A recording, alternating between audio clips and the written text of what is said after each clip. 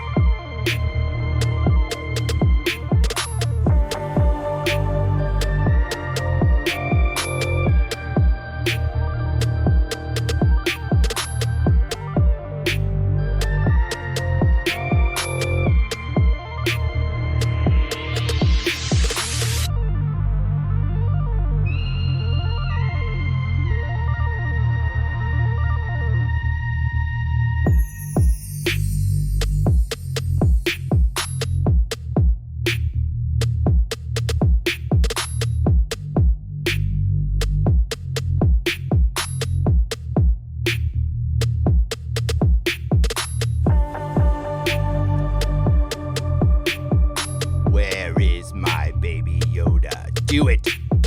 I like it with horseradish and tapatio sauce. It's my lunch. Greetings, everyone. Welcome to the Nerdrotic Nooner at Night. My name is Gary Beekler. I am live in San Francisco, California, otherwise known as Poop City, and this is Nerdrotic. It's a state of mind. That's a little pretentious. I don't know what it is. It's just a name of a channel, to be honest with you. A little late. I had a little drama with the cable guy. He was late, and then he left because he got a little frustrated because the world is filled with very sensitive people right now. Very sensitive people.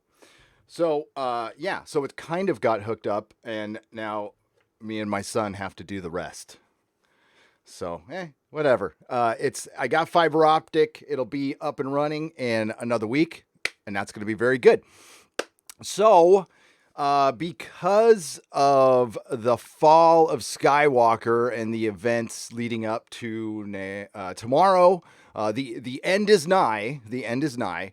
I'm going to probably do a Mandalorian review video for Friday morning, the normal time I do them. I know the episode dropped last night, and I will be doing a review here, and that's what we're going to start off with, and then we'll get into the fall of Skywalker, rise of Palpatine stuff, the stuff people really want to talk about.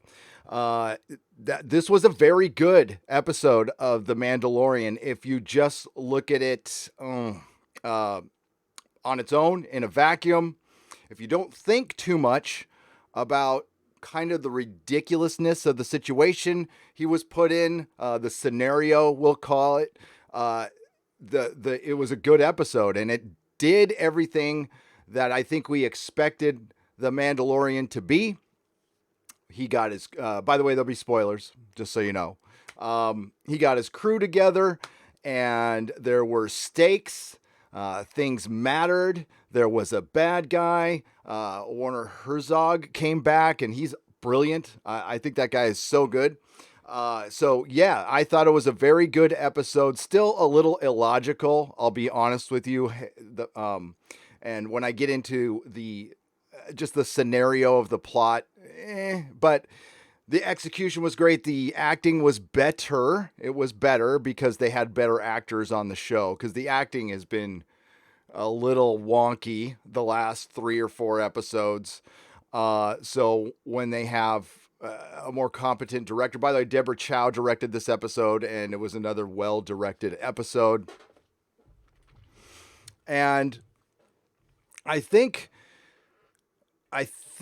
this is what I expected the entire series to be, and we got it in the penultimate episode. There's only one more left. By the way, it has been renewed for a 3rd season. Season 3. Mrs. Nerdrotic just passed that news on to me. So The Mandalorian is getting a 3rd season. You guys probably already knew that already. Strong Woman was in it. And there was a little bit, most people probably won't even notice the smidge of not identity politics agenda.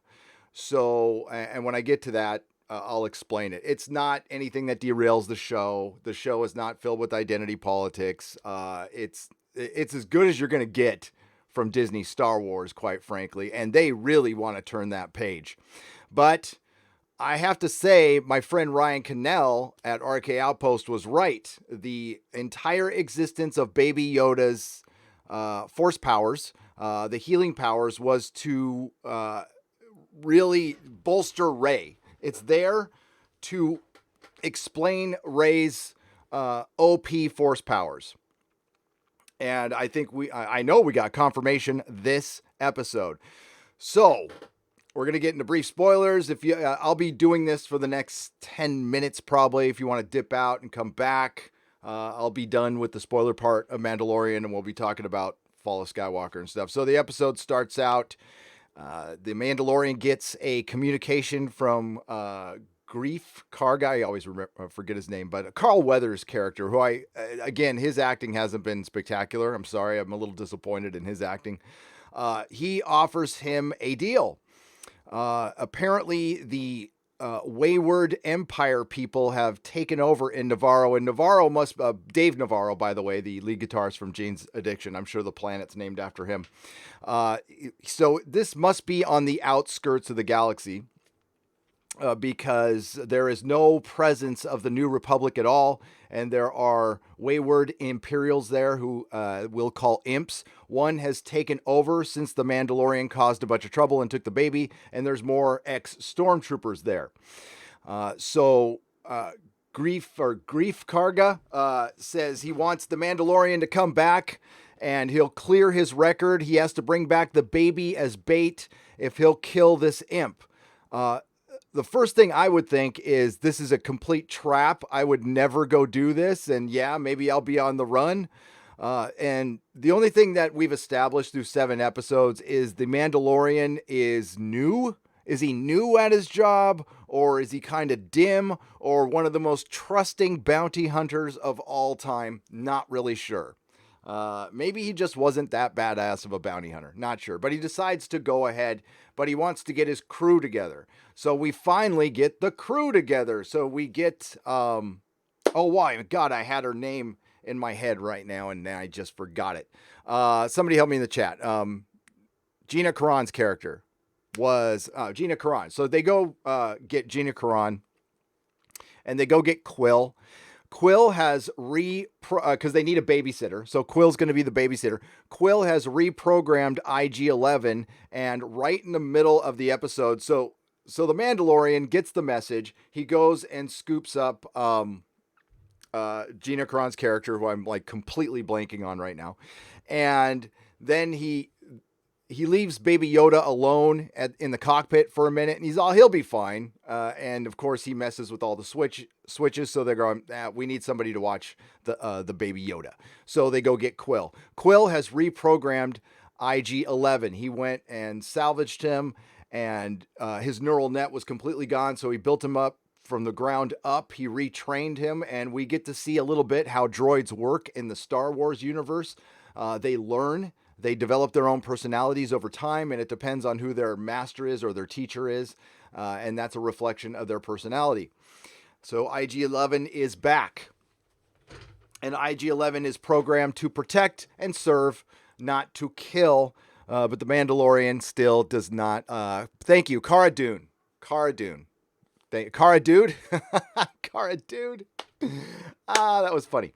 So thank you. Cara. God, I should know that. I had an employee at my comic shop that I used to work at that I've never mentioned named Cara.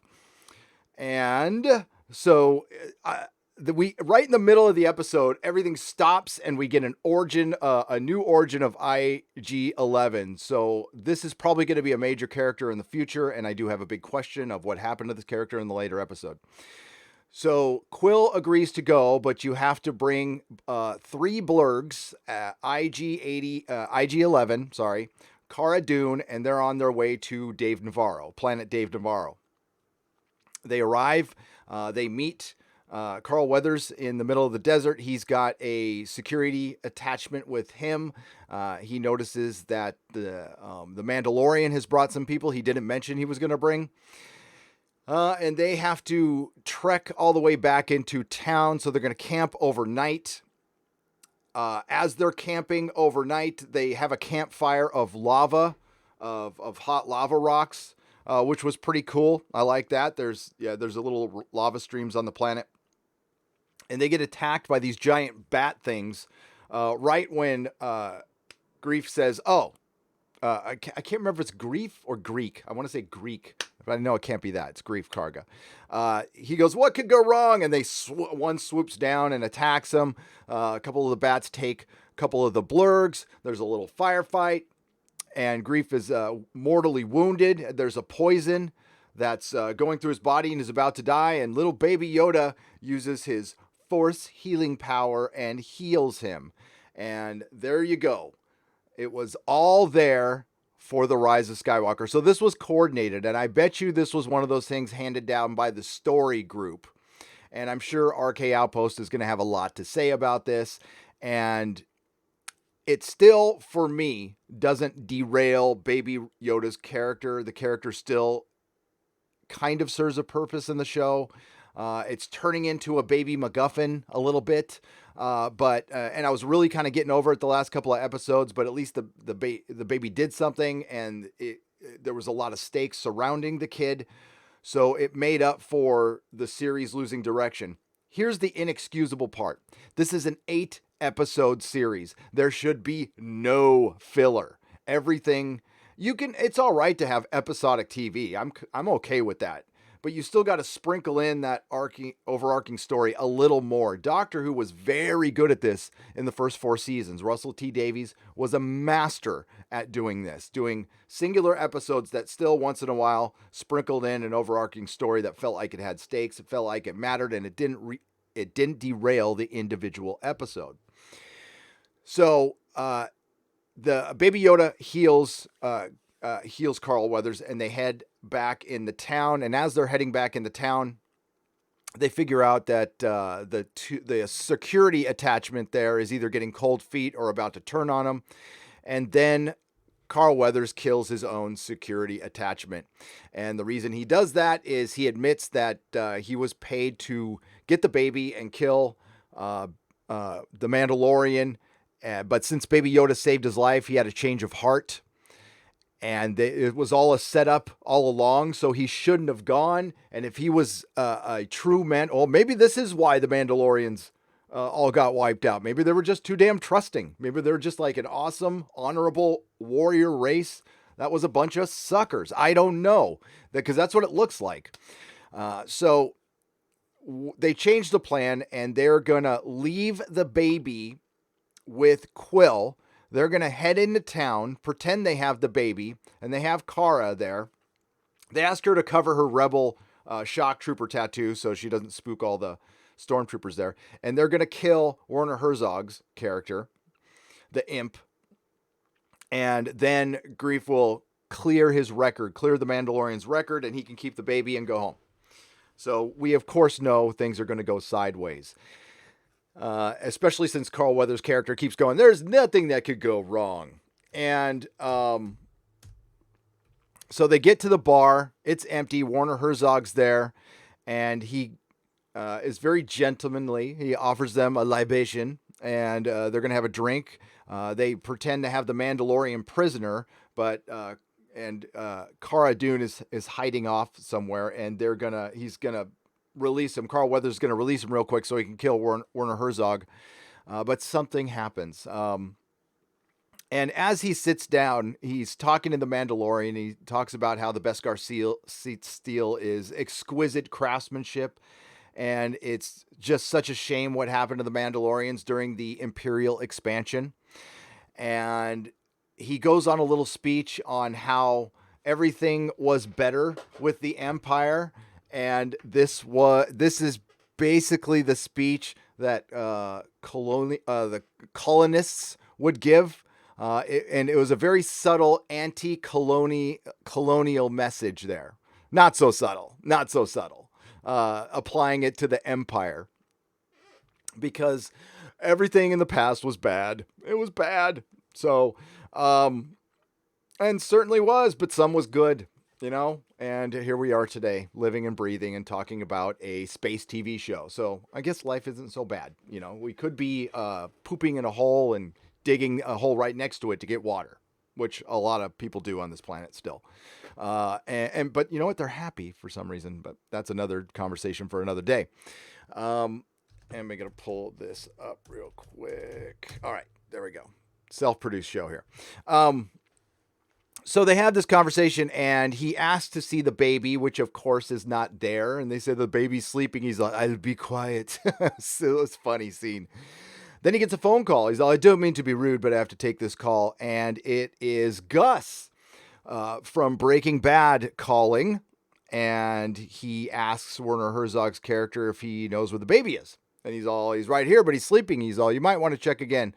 And he doesn't even give him a chance to check again, and he kills him. And I'm like, no, I actually like this character, but stakes. This is something we asked for. This is something we got. They start blowing away the bar. It gets pulverized. Amazingly enough, Kara doesn't get hurt. Grief doesn't get hurt. And the Mandalorian doesn't get hurt, but he's got Beskar Steel on.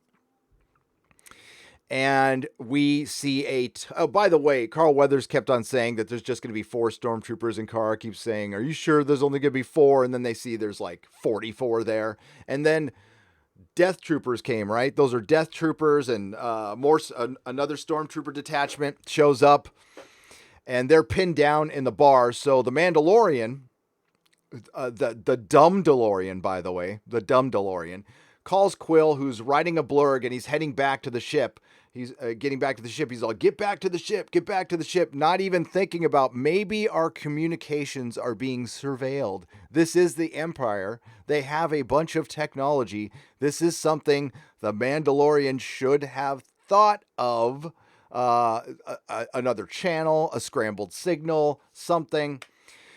So the stormtroopers, of course, overhear the conversation. They get on their speeder bikes. They go after Quill. In the meantime, there's a firefight, and we get to meet our big bad, and it is, of course, Gus Fring from Breaking Bad, who great actor, and it'll be interesting to see. This was all at the end of the episode, so still a bit drawn out. If this was an hour-long episode, it would have felt more complete. That being said, I've got to say this was the best episode of the series by far, by a long shot. The directing was really good. Deborah Chow is very good. So good for her. I'm very happy to see that Obi-Wan will be in decent hands. And I need to remind everybody, I'm sure, I mean, if you're new to the channel, or if you just popped on to watch a Mandalorian review, I don't know why with my title, I'm not a Star Wars fan anymore. I stopped being a Star Wars fan officially on December 18th, 2017. That was the release date of The Last Jedi, I believe. I was barely hanging on. But I stopped being a Star Wars fan. I don't purchase anything Star Wars. I have to purchase stuff for my for Nerdrotic, but of course it's a write-off, and I think I make up for it by being honest, I believe. And it's Moff Gideon, by the way. So Giancarlo Esposito plays Moff Gideon. Werner Herzog's character is just named the Client, and it's Grief. I keep saying Carl Weathers, but I love Carl Weathers. I do. Carl Weathers is in one of my all-time favorite movies, Predator. Okay, Predator. That's a man's movie right there. But the Mandalorian did indeed man up. So the story ends very sad. Question, what happened to IG-11? Now, the Mandalorian made it very clear that he doesn't want him participating in this job. He doesn't want him on the ship or off the ship, so he is locked down on the ship. As Quill is approaching the ship, he puts down the door, and there's security measures once he gets in that the stormtroopers wouldn't be able to get in. Unfortunately, the stormtroopers caught up, and Quill is dead, and they got Baby Yoda. Now, I fully expect, I'd be surprised if they keep Quill dead, and I hate to say this might sound bad, but I'd be pleasantly surprised if they keep him dead, because I mean that thing, then nobody's safe. Things matter, and that's very good for storytelling. IG-11's probably in there somewhere, and we'll see what happens next episode. But that's where the episode ended. So the Mandalorian, Cara, and Greef are pinned down in the bar. Quill is dead. Baby Yoda is in the hands of stormtroopers, so those aren't competent hands. We don't have to worry too much, and maybe IG-11 can come blasting out of the ship, guns a-blazing. We'll see what happens.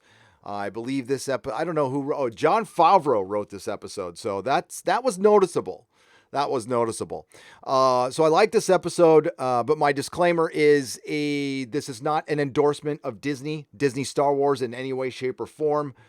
They have a long way to go before I will ever endorse any of their products. I will objectively say that I enjoyed an episode of television, but we are on the eve of the fall of Skywalker, and I'll tell you right now, and I'm gonna get to the chat, and I'll get into the fall of Skywalker. But the movie existing as it is with Palpatine, there's very little chance I'm gonna like it.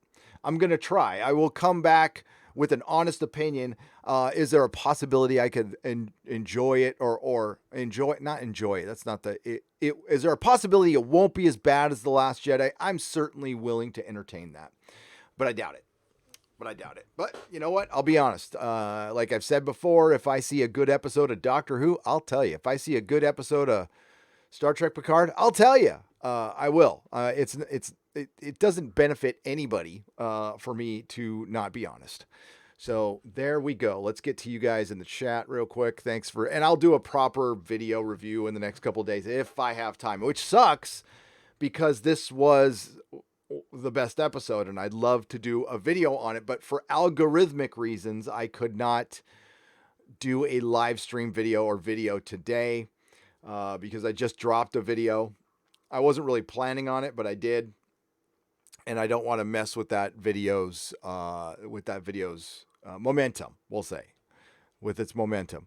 So what did you all think of The Mandalorian? Did you think it was all right? Did you think it was, I don't know. But there was definitely the anti-colonialist message in there. Subtle, not so subtle, but that's about it. So I could count on one hand how many moments of blatant identity politics I have witnessed in this TV show, and it's like 4, and it's nothing that derails the show at all. 200-watt studio for $2. Watching 4K restoration of a 35mm scan of the original Star Wars. Wow. How? Watching 4K restoration of a 35mm scan of original Star Wars. How did you get your hands on that? Is that out there? Am I missing something? That's brilliant. Thank you for the $2. Good on you, mate. Oh, execute order 77. Digital waffles for $2. What's up, my favorite e-grifter? Mando was amazing today. Hey, that's me, the e-grifter. The e-grifter. Is that what we're calling people who go and commentate on so what's the access media then?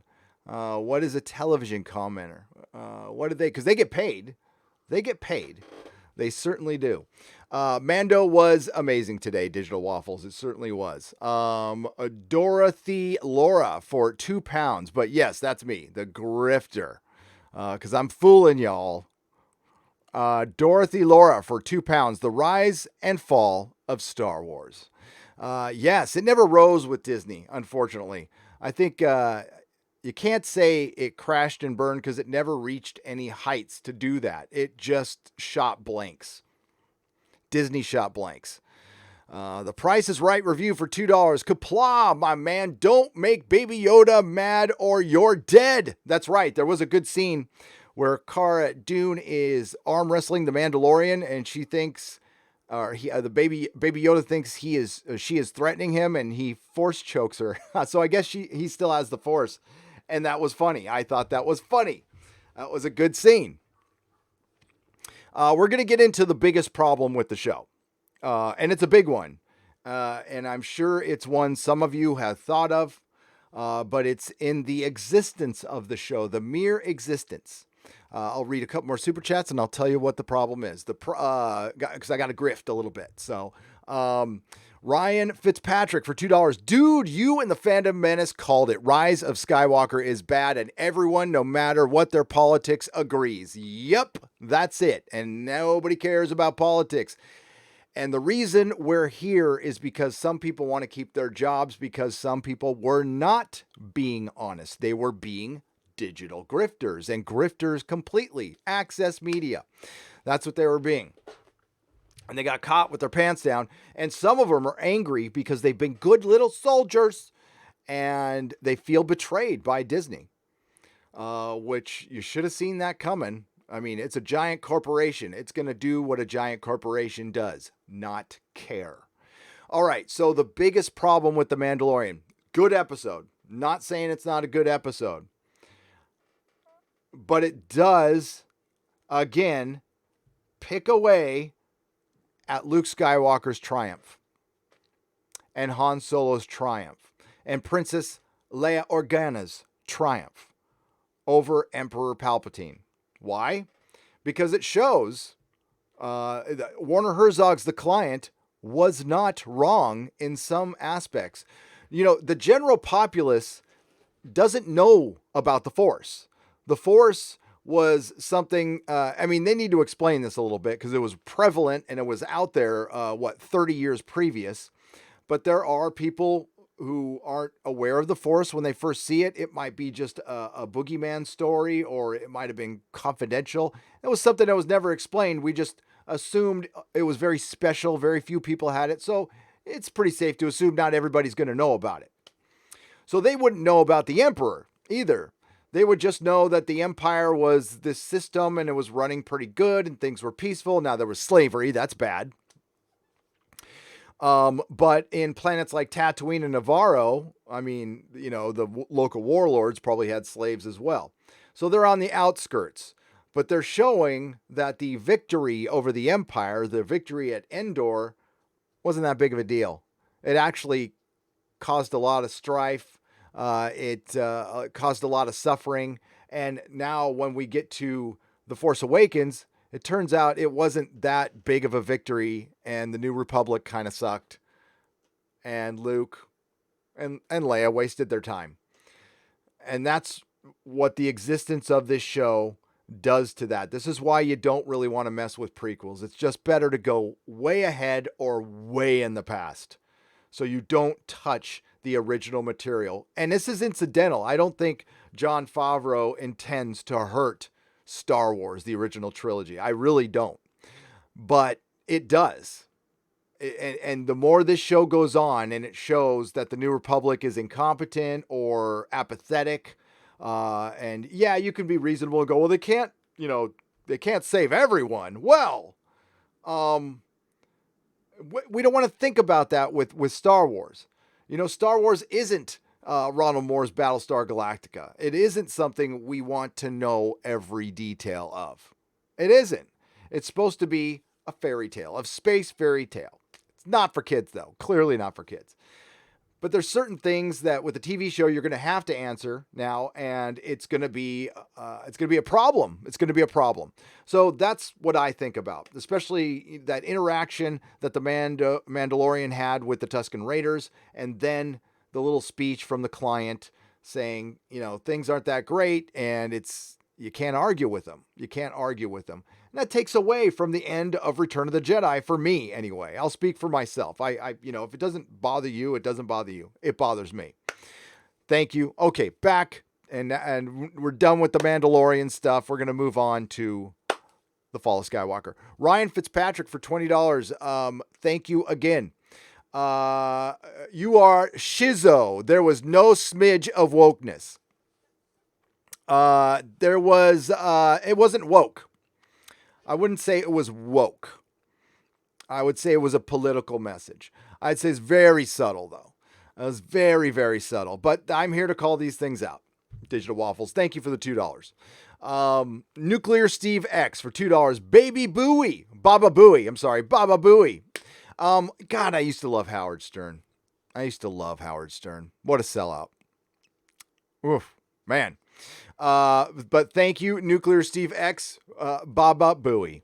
And hashtag solo lost money. Hiroshi Score for 15 Mexican dollars. Hi, Gary. Remember I said something about Abrams' Reckoning? Yes, you did. This is it. Also, thanks. You got so excited to read my name last stream. Made my day. That's good. That's great. Awesome. And thank you for the 50 Mexican dollars. Rosetta Allen. Hang on. Where'd you go? You just jumped on me here. Hail Fandom Menace and hail Gary. I'll see you on the other side. Have a Merry Christmas and amazing holiday season. I miss you guys already. See you on the other side. Are you going somewhere? Are you going? I know I saw you're traveling, but see you on the other side sounds cryptic. Rosetta, you be safe. Safe travels. We'll miss you too. We'll miss your voice, but take care of yourself. Do what you got to do. Okay, we'll be here. We got you. And thank you again for all of your support, Rosetta. We appreciate you. Proud, good member of the Fandom Menace right there. The Fandom Menace, as Geeky Candy likes to call it. Sergeant Lowe for $4.99. If sequel trilogy is proof life got worse after Empire. Yes, it is. And that takes away if the sequel trilogy is proof the life got worse after the... Yes, it is. It absolutely... You're right, Sergeant Lowe. They failed on so many levels with the sequel trilogy. And and the biggest failure is the world building. Because you have Jar Jar Abrams. Jar Jar Abrams is horrible at a lot of things. But the thing he is the worst at is world building and time. Go watch anything this guy does. He has no concept of time. And I bet you when I watch this movie, people will have traveled light years and there will be no feeling of that. Jar Jar believes that if you say something on screen, that's enough. If you say, this person's really smart, that's enough. The person doesn't have to act smart. They don't have to write the person smart because another character said the other character was smart. That should be enough. Jar Jar's explanation for Rey surviving on Jakku alone, a young woman alone on an outskirt, on a planet that's on the outskirt, and she hasn't been sold into slavery or anything. That the fact that she survived it was enough. It shows she's tough. He didn't show her necessarily being tough. We saw her fight off a couple of people, but it doesn't really explain how a young woman survives on the outskirts of a dangerous galaxy by herself. But the fact that she did, that should just explain she's tough. We don't have to show it. We showed her fight a couple times. It's no big deal. Now, it doesn't really work like that. I'm not saying it couldn't be done. I'm just saying it wasn't done in The Force Awakens, which I just watched 4 days ago, which is terrible. Still. Actually, I think it's worse. I was way too soft on it the first time I saw it. Darth Deadpool for $4.99. Hey, Gary, when will you do the next Watchmen review? Sorry to ask when doing Mandalorian review. Just curious at all. I already did it. It is on my Nerdrotic Live channel. The Watchmen season finale was last Sunday, and you can go to Nerdrotic Live, and the review is up there. I'm going to do a video on the entire season in the next 4 or 5 days. That's going to take some time, though, because I'm going over the plot holes, and there are many. There are many, because they didn't care. Again, they didn't care. It was about agenda first, plot schmott. Kyle Johnston for $2. Forgot force choke, LOL. I know. How did I forget the force choke? And that was one of the funnier scenes. No, it was a lot happened in this episode, and it didn't feel like too much. The only thing, it was entertaining, but the IG-11 origin right in the middle was a little much, but it was good. It was still good. It was just jarring. Leo Sakari for $5. Freddie Prinze Jr. must be beaten for his insolence. If this cannot be done, he must at least be mildly insulted. Without respect, we reject. Mildly insulted is good. So,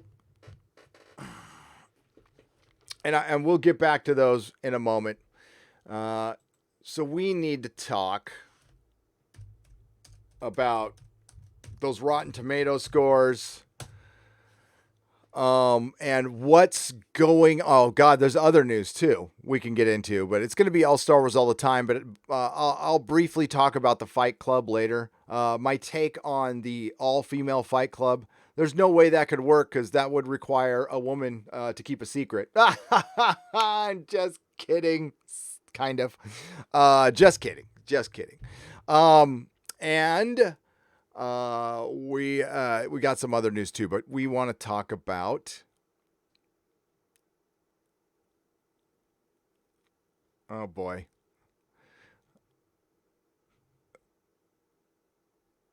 So we got reviews up. We got a review from our friend Odin, which is good, and we're gonna probably talk about it in detail on Friday night on Friday Night Tights. It's gonna be interesting. I already know. I mean, we all know what the movie's about. The leaks are out there, and the only thing that will be astounding again is listen. People can like a bad movie, but you can just tell. I can already tell. You can farm out the critics that are just full of it. That got a little cheddar on the side, or just feel like pleasing the mouse, or just feel like going against the fandom Menace, which was largely what was behind The Last Jedi, and I talked about that in my last video. It's all about motivations and petty grievances, and instead of just being honest about what's going on with the films and stuff. It's funny. I'll get in the chat. I'll get a comment right after another where I'll point out, like in The Mandalorian, I'll point out a little subtle moment, and I'll have somebody go, "You're crazy. There's no identity politics," followed by, "You're crazy. This thing is filled with identity politics," and I'll have a bullet pointed list emailed to me, which actually happened. So there's that. But again, The Mandalorian's fine. It's not enough to bring me back.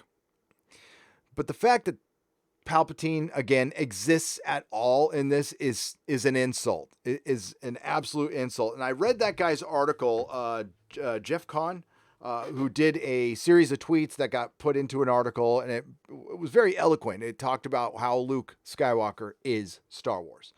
And you can't have a Skywalker saga without Luke Skywalker. You can't have an ending of a Skywalker saga with Luke Skywalker getting 20 minutes of screen time in 3 movies?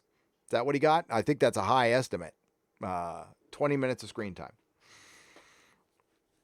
So we have Palpatine coming back. We have Jar Jar Abrams bringing him back, not caring, and that is only the beginning.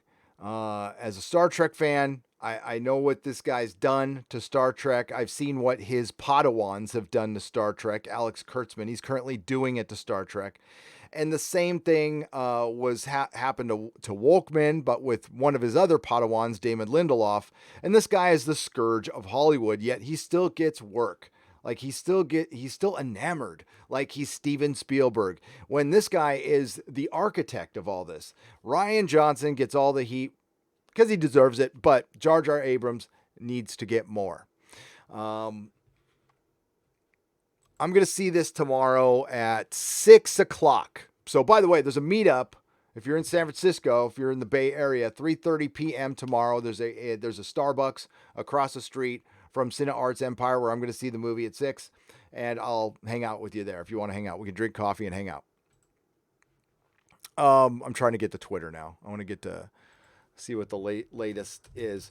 Because, I had no internet for 3 hours. It was terrible. It was like being lost in the desert.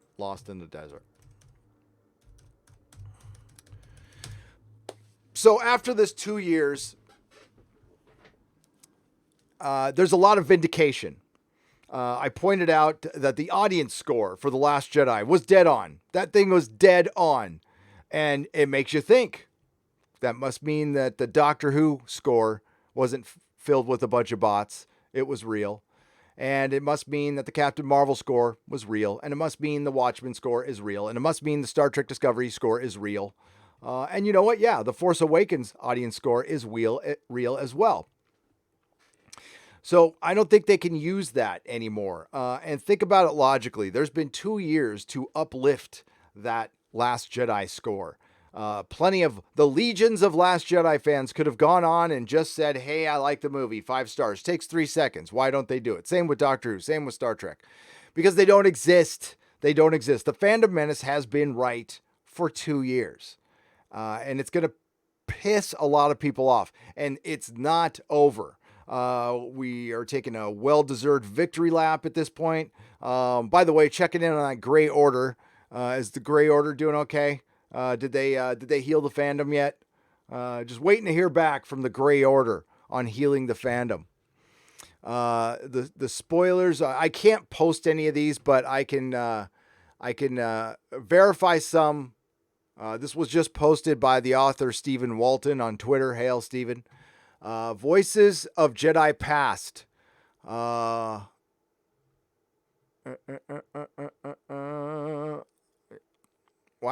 Ashley Eckstein, Ahsoka Tano, Jennifer Hale, Ayla, Mace Windu, Samuel L. Jackson, Obi-Wan, Frank Oz, both Obi-Wans, by the way, Hayden Christensen, Anakin Skywalker, Luminara, Olivia Diabo. There you go. So the leaks were completely right. Doomcock was largely right with a lot of his leaks. We'll find out someday if there's a Lucas cut out there. And if there is, they need to release it because apparently this one's not that good. And Doomcock reported that there were 3 cuts of the film. There's, I believe, I might not get this right, but a Kennedy cut, a Kennedy Iger, like a Kennedy JJ cut, a Kennedy Iger cut, and a George Lucas cut. The George Lucas cut was the one that supposedly tested the best, and it's out there somewhere. I suppose we'll get confirmation one way or another whether that happened someday. I doubt they will keep that secret. We found out about the Snyder cut, so I imagine we'll find out about that pretty soon too. That's interesting. That is interesting. All right. So I'm not looking forward to this movie at all. I am looking forward to meeting some of you. Hopefully, and I could be by myself. I don't know. But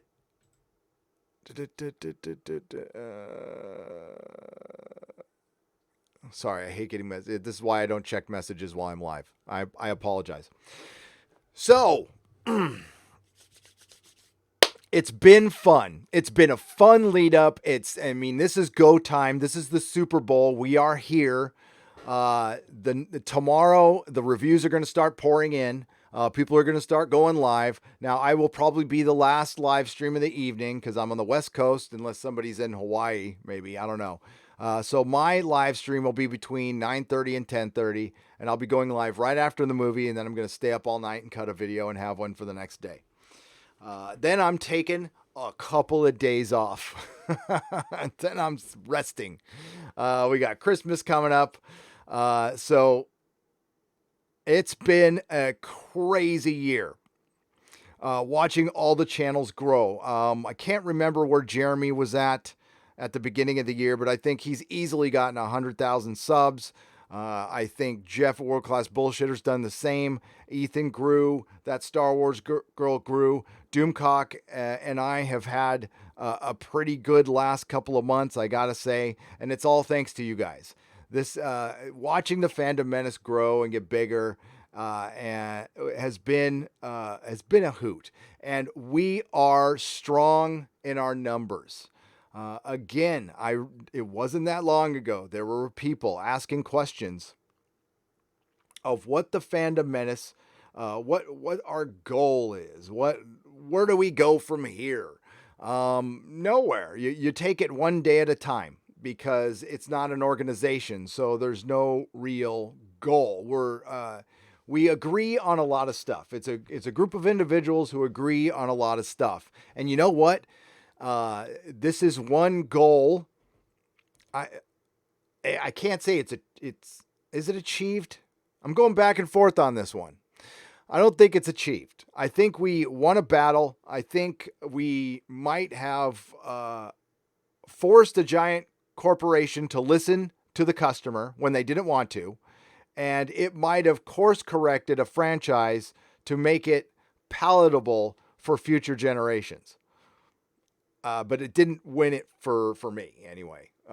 Star Wars is dead. I'm not going to, I'm not looking forward to the Mandalorian season 2. I may or may not cover it. Honestly, there's not a ton. We'll see after this episode, but there wasn't, the last 3 episodes, there hasn't been a ton of interest here on YouTube for people to review it, because it's not the type of show that really a lot happens in. So you can't really discuss a lot. It's not like The Expanse. The Expanse is a real TV show with real characters and real plots. The Mandalorian, this one actually felt like an episode of live action television with real people. It didn't feel like a cartoon. There were still moments, but it didn't. Again, I think this is the best we're going to get. Jar Jar Abrams is going to go ruin DC, and DC, I am sorry. I am truly sorry. You guys deserve better. The more and more I hear of the Snyderverse, I'm not convinced the Snyderverse would have worked, but I'm willing to have an open mind that it would be better than anything J.J. Abrams is going to do. I think they should give the keys to the kingdom to Todd Phillips, ask J.J. to give his money back, and tell him to pound sand, but we know he won't do that, so just look forward to a very bad Superman movie, if we get one at all. I mean, Warner Brothers doesn't even know what to do with Superman. Star Wars in the future, here's my prediction. Kevin Feige, Jon Favreau, Dave Filoni somebody will be in charge. They will be creatively in charge. I think Michelle Rejuan will be the boss, so they can have a girl boss. But the people creatively in charge who will be able to rule, do whatever they want I think Kevin Feige might get pulled off of Marvel to go over and Marvelize Disney Star Wars. So it's going to be Disney, Marvel, Star Wars. They're going to do singular movies, I think. I don't know about trilogies or not. And you build it the same way you built the MCU, and we see what happens. Now, I could be wrong on this. This is just a prediction based on nothing, based on pure speculation. But why not try what has worked? The only problem is every other movie studio has tried that, and it's failed because there's only one Kevin Feige. And honestly, I don't even know if Kevin Feige is Kevin Feige anymore. I don't know. We might have lost Kevin Feige to the elitists. It happens eventually. We lost Steven Spielberg. We lose people all the time. We lost Kevin Smith. We lose people to the Hollywood elitists. They stop being grounded and they start, being all Beverly Hills and shit. And so and then Kathleen Kennedy made that ominous statement that we're not done with the Skywalkers. And the day Disney bought Star Wars, I've said it a million times, they're going to remake the original trilogy. And I wouldn't be surprised if they did something like remaking it into a TV show and doing it in the style of the radio show. You could even base it on the radio show, which, if you guys haven't heard, the PBS USC produced radio show that stars Mark Hamill, that came out in the early 80s. It's excellent. And it basically plays out like the novels did. So it adds pieces, it's got Biggs, the construction of the lightsaber in Return of the Jedi. It's got all the good stuff. I believe Anthony Daniels voices C-3PO, Mark Hamill's in it, and Billy D. Williams. Everybody else is voiced by somebody else, and it's done pretty well. It's done pretty damn well. And it's still like my second favorite Star Wars thing. My first favorite was the original trilogy and then that radio show. But I enjoy those things less now because, as much as I can say this is headcanon and this doesn't count, I'm still going to have to see it. And once I see it, it makes it real. And the minute I see, I've already seen it. They bring up Palpatine in the crawl, in the goddamn crawl. So remember that Doomcock rumor that he reported on like a year ago about the signal? Well, that one was kind of right too. That one ended up being kind of right too. I mean, the whole entire thing. He said that his insider told him that they would be chasing around a signal. Well, honestly, they are. So that one was right as well. So all hail my friend Doomcock. I love that he's vindicated. Midnight's Edge is vindicated. I'm vindicated. The Rotten Tomatoes score is vindicated. Geeks and Gamers is vindicated. World Class Bullshitters, Ethan, that Star Wars girl. We're all vindicated. Now, we're not going to get a bunch of love. And you know what? I do not require it. I've got you guys. I've always had you guys. That's all I've ever needed. I don't need the Access Media kissing my ring or bending the knee. I don't need them in my life at all. Actually, keep doing what you're doing, Access Media. I am completely fine with that. I don't expect you to change at all. They're gonna lash out in this movie. I don't know if that critic score is gonna go up and down, and I really don't give a crap. But I am interested to hear what the people say. I suspect that the audience score will be a little higher than it was for The Last Jedi. So, and again, I think it's an accurate metric. For example, Terminator Dark Fate had a high audience score. You want to know why?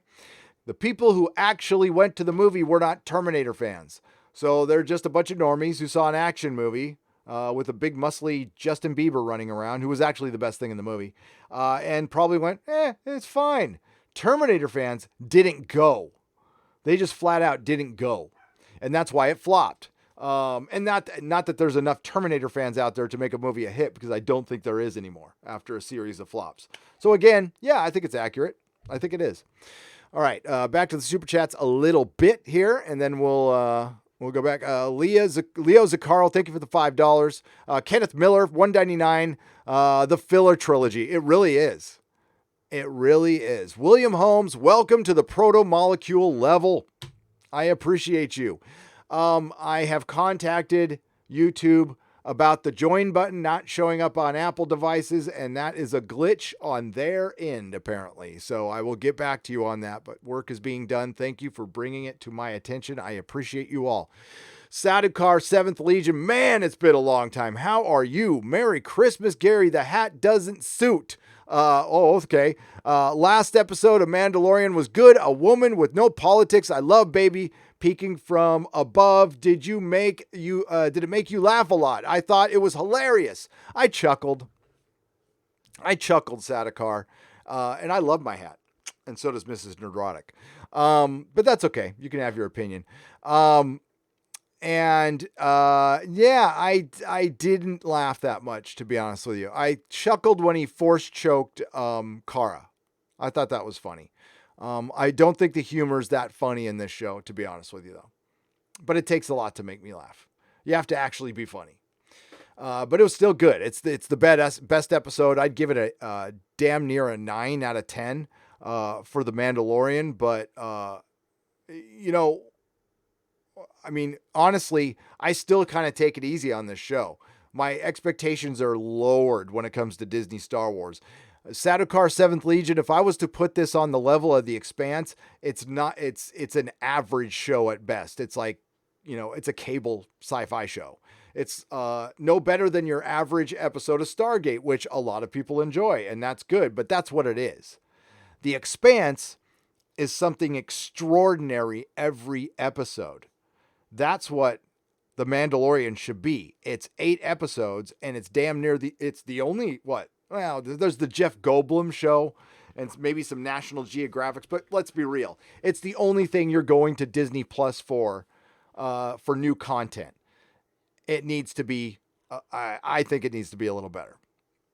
And no, I'm not being hard on it, because compared to The Expanse, again, extraordinary every episode. Sad Brokey for $1.99. The new trilogy is about SJW and female presentia. Presentati. I didn't get the last there. It is about, yes. Well, it's not as SJW as other things I've seen, but it is. Will The Rise of Skywalker be that? I think Rey will be just super overpowered, so it might be like in a Captain Marvel sense, probably. Joe Packer for $5, but I don't know because I haven't seen it. Rotten Tomato critics are blaming fans for why The Rise of Skywalker is bad because of the fan service. Yes, they are, Joe Packer. Does that surprise you? Does that surprise you?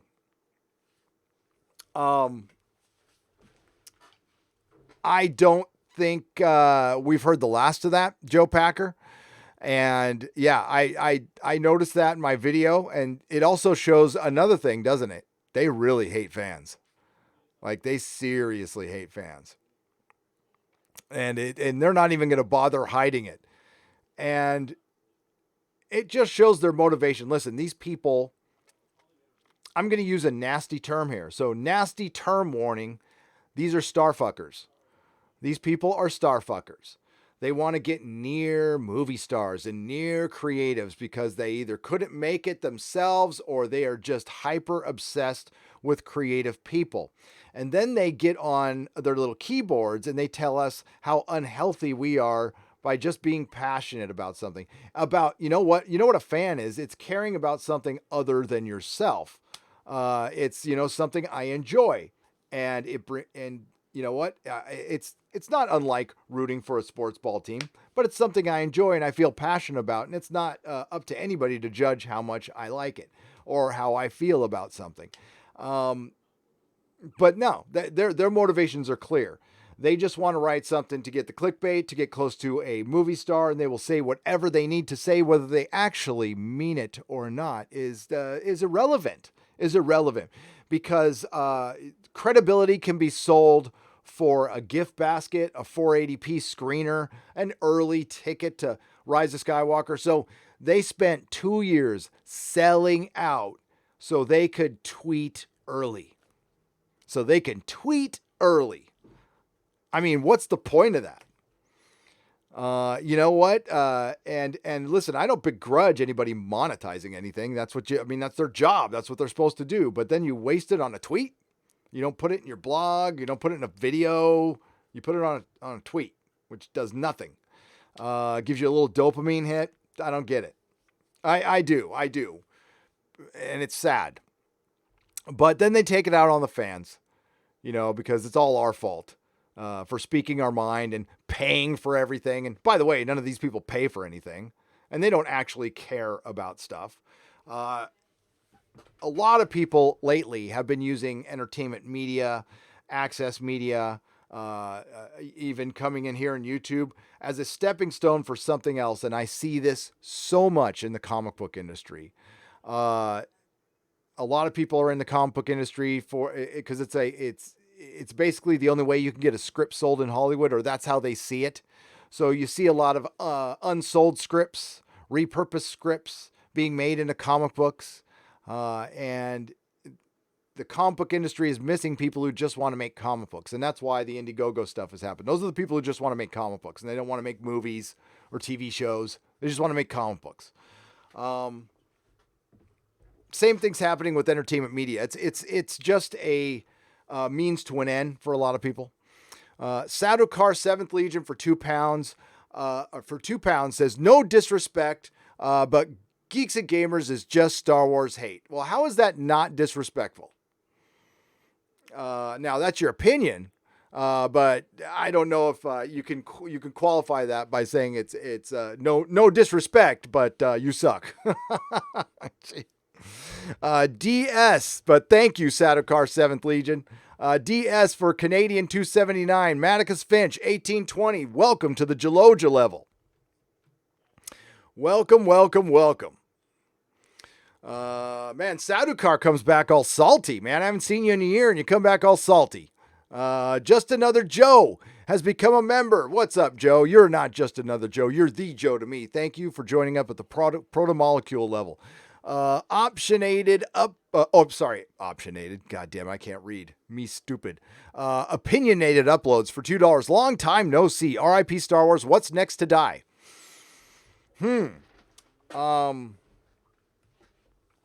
Well, Star Trek, but it might be able to, there is a possibility it could be saved. Now, I haven't checked in with any of my insiders or anything. I've been just far too busy actually, with the family. Last night I went on date night. So I haven't even cracked my email yet today. That's going to be afterwards.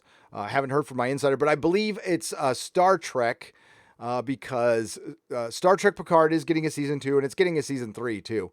But it's going to get a new showrunner. Doctor Who's going to live on. It's going to suck for 2 or 3 more years because it got backed by HBO Max. But I believe Jodie will probably be gone after the 3rd season. And then we'll see what happens there. But I mean, I just won't care. I'll probably cover another season of Doctor Who, and I don't think I could stomach a 3rd season of Jodie, to be honest with you. Dan Brockman, as a new member, welcome to the proto-molecule level. And you know what? It's going to be interesting to see if anybody cares, because right now Star Trek is at rock bottom. Nobody cares. Nobody cares. Nobody even cares enough to be pissed at it anymore. They're just gone. They've just left the building, and you got the hangers on, and yeah, that's what's left. Star Trek. It's Star Trek for like 5 or 6 people. That's it. Cheek Clappa 69 for $5. They impeached the Orange Man to distract us how bad the Rise of Skywalker is. # Solo lost money. Well, yes, there's a bunch of shit shows going on right now. A bunch of distractions. They're all distractions from our distraction from our distraction. But enjoy the dog and pony shows. There's going to be a lot of them in the next few days. Happy holidays, everybody. Happy holidays. Sadokar 7th Legion for £2. To be clear, I'm just back home. Work had no web X. Okay, thank you for being clear, sir. I appreciate the £2. Opinionated uploads for $2. Jeremy John said Ray was OP in his review. I know, I heard that. And it was a good review. It was a very good review. I like Jeremy Johns. Well done. Icon Bear for $1. Thank you for the donation. I greatly appreciate it.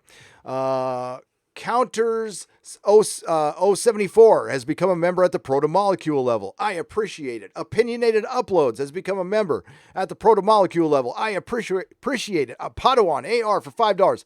I've not joined any channel, but I'm considering yours. What all is involved in doing so? If you hit the join button, you can see there's perks. You're going to get to see once I get my S together. I haven't even gotten the shields and the emojis up. It's probably going to have to be after Star Wars. So starting like next week, you're going to get videos early. You get exclusive live streams. But thank you for thinking about it, Padawan AR. And we'll be adding to it as well. But all the perks are there. But super chats are welcome, or a subscription, your time. Any of it is appreciated. So thank you very much, Padawan AR. And I it's an honor that you're considering it. I thank you. Icon Bearer for £5.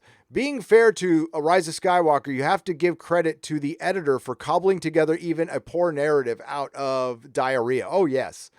I actually do feel for any of, for the editor for Jar Jar Abrams. That person, that person is underpaid. We'll just say they're underpaid. Listen, no disrespect to crew or cast. I make pretty clear I who's responsible for this, and we're just talking about their work-related stuff, not them as people. Nothing personal, no personal shots, just how they write, how it relates to Star Wars. Garrett Barely for $1.99. Ray killed Epstein. She did with the Force choke, and then she healed him.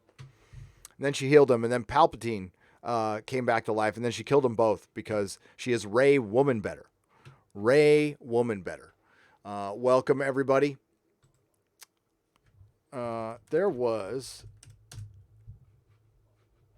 Let's go see if Rotten Tomatoes has changed. Tomatoes, Rise of Skywalker. Nope, hasn't changed. So I saw Jumanji last night, and it was... Oh, you don't want to see that. Whoops. I keep doing the wrong window. There we go. Here,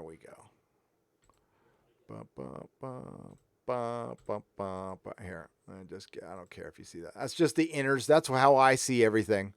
There we go. And it's still at 135. So they're still going to add 300 or so critics to that, because I think The Last Jedi had 400. It also had 212,000 audience votes. That is a lot. Jordan Hoffman of The Guardian, who I've done a lot of Rotten Tomatoes videos. Jordan Hoffman, he loved this movie, but this is the guy who had the take on the Joker. He said, I didn't like the Joker, but all y'all out there who are calling people incels need to stop. You need to stop doing that. You need to stop demonizing the opposition. He actually had a very good paragraph in one of his reviews it gave me hope for humanity. It's not a guy I agree with, but he at least was saying, listen, the other side, they're not all sexist and misogynist. They're people too. We need to start remembering that. Good on you, Jordan Hoffman. So I'm not going to give you shit. Okay, you can have bad taste and I'll leave you alone. Dave Sims from The Atlantic. Let's just go. The Rise of Skywalker is a fitting epitaph for the thrills and limits of repetition. May it be the last episode of a saga that should have ended long ago. Wow. Now, I've already gone over some of these, obviously. Doesn't look like much has changed. But let's go into the deep cuts here. Let's go to the deep cuts.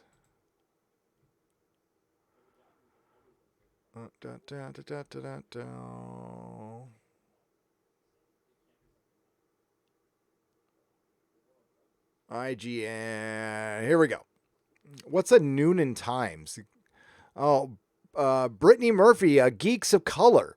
All in all, Star Wars Episode 9, The Rise of Skywalker, wasn't my idea of a fitting end to a franchise many of us have grown up with and loved. I guess it really just depends on your perspective of growing up with it. I've literally grown up with it, but so have you, but you've grown up with special editions, probably. With a couple of nostalgic twists and turns, this newest and very long final installment will be as memorable as the Fandom Menace.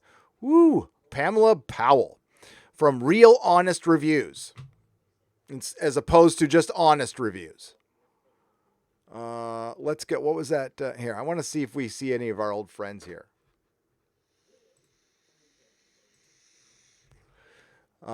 There's Mark Hughes from Forbes. We've already heard from Scotty Mendelson.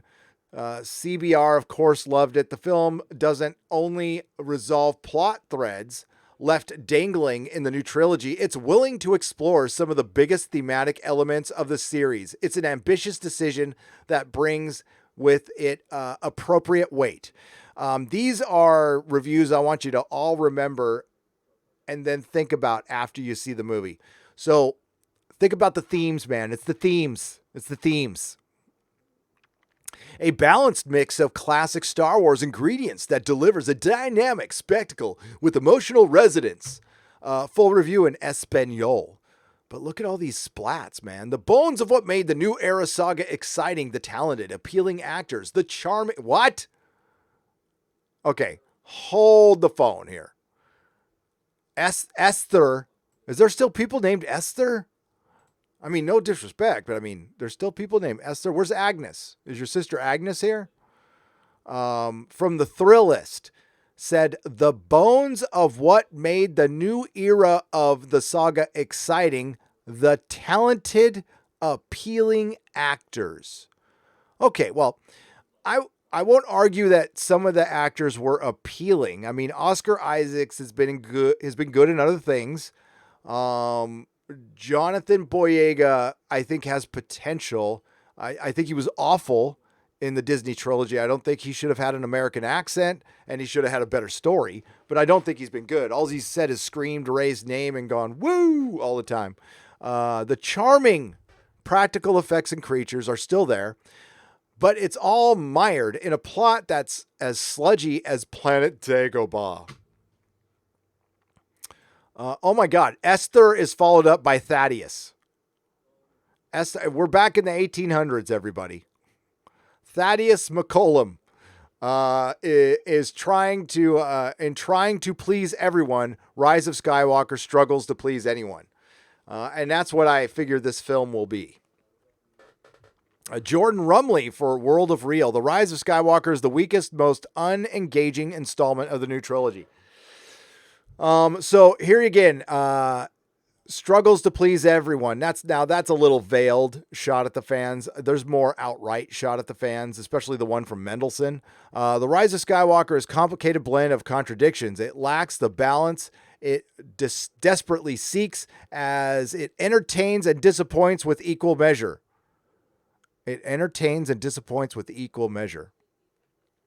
Okay.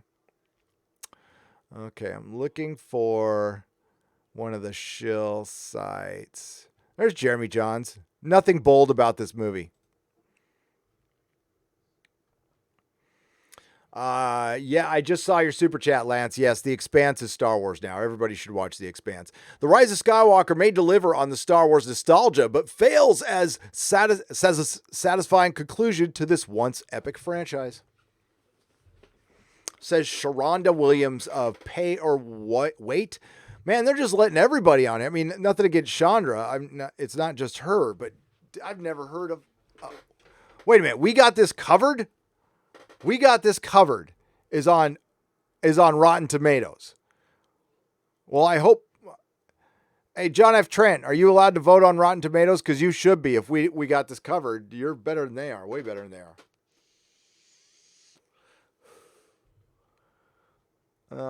Oh, there he is. There he is. The Rise of Skywalker is the bad movie and a miserable finale that serves no purpose. Other than to... Oh, he fixed it since my review. I wonder if you watched my review there, Scotty. Because it said the reassure, at least some adult fans of the original Star Wars. Okay, this one's a straight up shot at the fans. Here we go.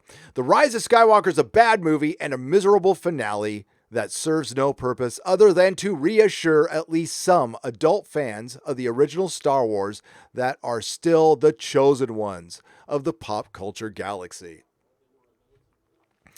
We waited 42 years for a laughable plot. And by the way, that was a straight shot at the Fandom Menace right across the bow, and it didn't land, as it never does. Scotty Mendelsohn, the good little soldier, he feels betrayed. He's a little hurt. He's going to take his ball and go home now. And then we heard this one too. We waited 42 years for laughable plot twists and fan service on steroids. Nobody waited 42 years. I didn't wait 42 years. You wait 42 years for this?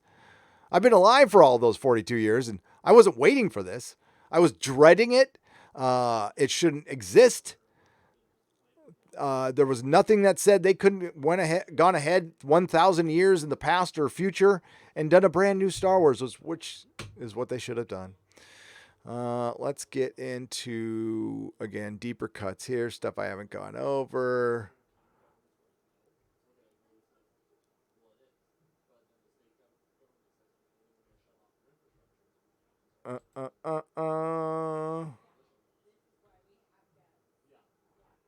NPR didn't like it.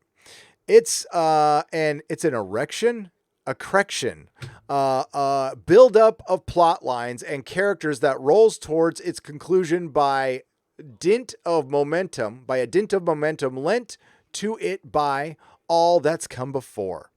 In the end, it feels like a film that has completely lost its nerve. The list. Again, you really can't please everybody. Is this what audiences demand from franchise movies? Oh, here we go. From Vox, of course. Films that cater to what's comfortable and capitulate to the most unimaginative fans. Oh, here we go. That one's a straight up shot at fans. You want to go to that full review? I think we should.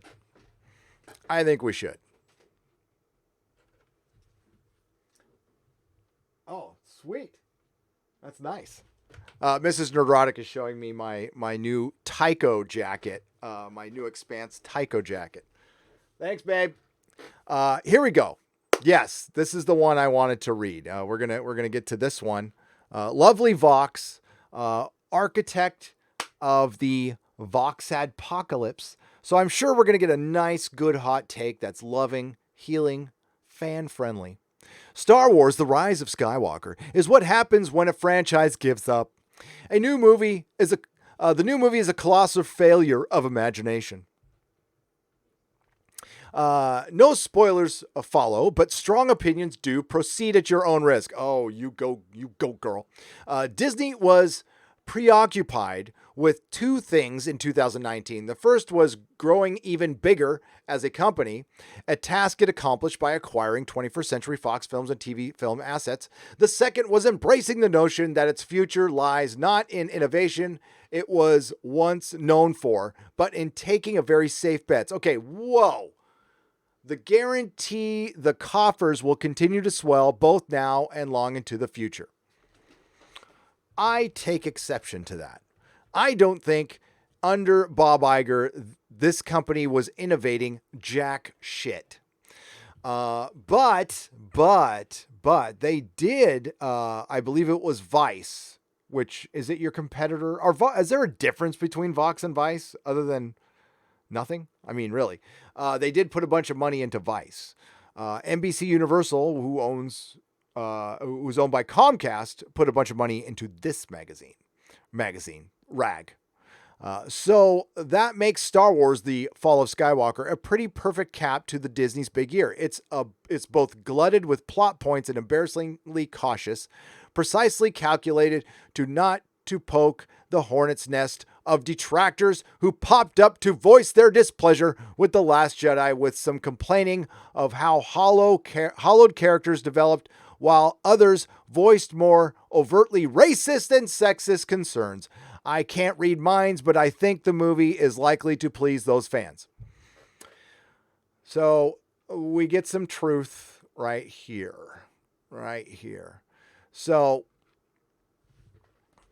Fandom Menace won, and they're going to crap on this movie to punish Disney. Because, as I said before, while the Access Media was the willing partner to Disney, it's because Disney was playing the identity politics game. This is the last bit of power the Access Media has over these major corporations, is to embarrass them, to force them into decisions that are counterintuitive against making money, by forcing them into politically correct positions that they never needed to be in,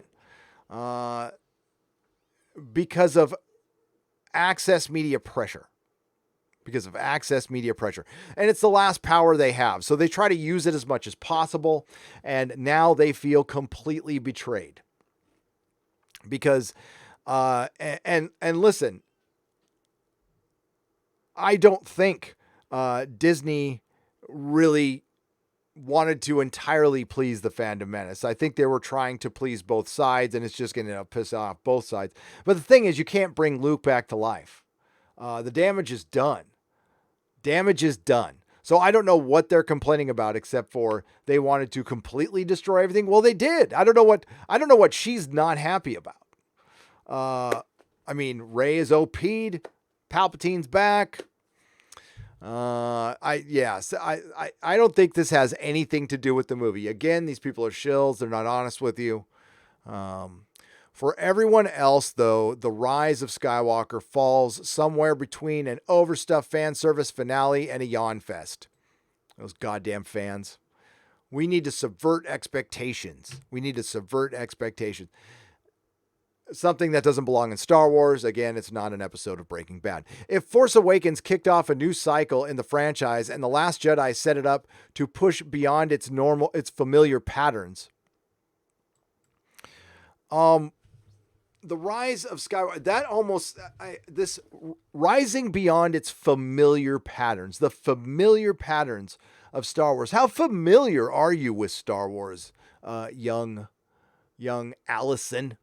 Allison, how familiar are you with Star Wars? Those patterns are just tropes. just tropes, or do you just have a problem with the hero's journey because your politics have clouded your judgment on everything? On everything. The fall of Skywalker, for the most part, runs screaming in the other direction. Odd it is. The Jedi Masters are always saying, including in this film, that the Jedi must be free of fear. The fear is that only enemy that we must vanquish our fear in order to fulfill our destiny. The fall of Skywalker emphasizes specifically that the Jedi cannot be afraid of her identity, which is to say, of her past or her future. But the fear is palpable in this one. The Fall of Skywalker is a masterclass in capitulation. Well, actually, Disney Star Wars is a masterclass in capitulation. And, now they actually decided to listen to fans, and Disney will be punished. You're going to be punished. And listen, the only thing I've ever asked the franchise owners to do is to not listen to the access media as much as they don't listen to us and just create stuff. Stop listening to these fools, though. Vox is a political entity. A political entity. I am not. Again, no substantial spoilers below.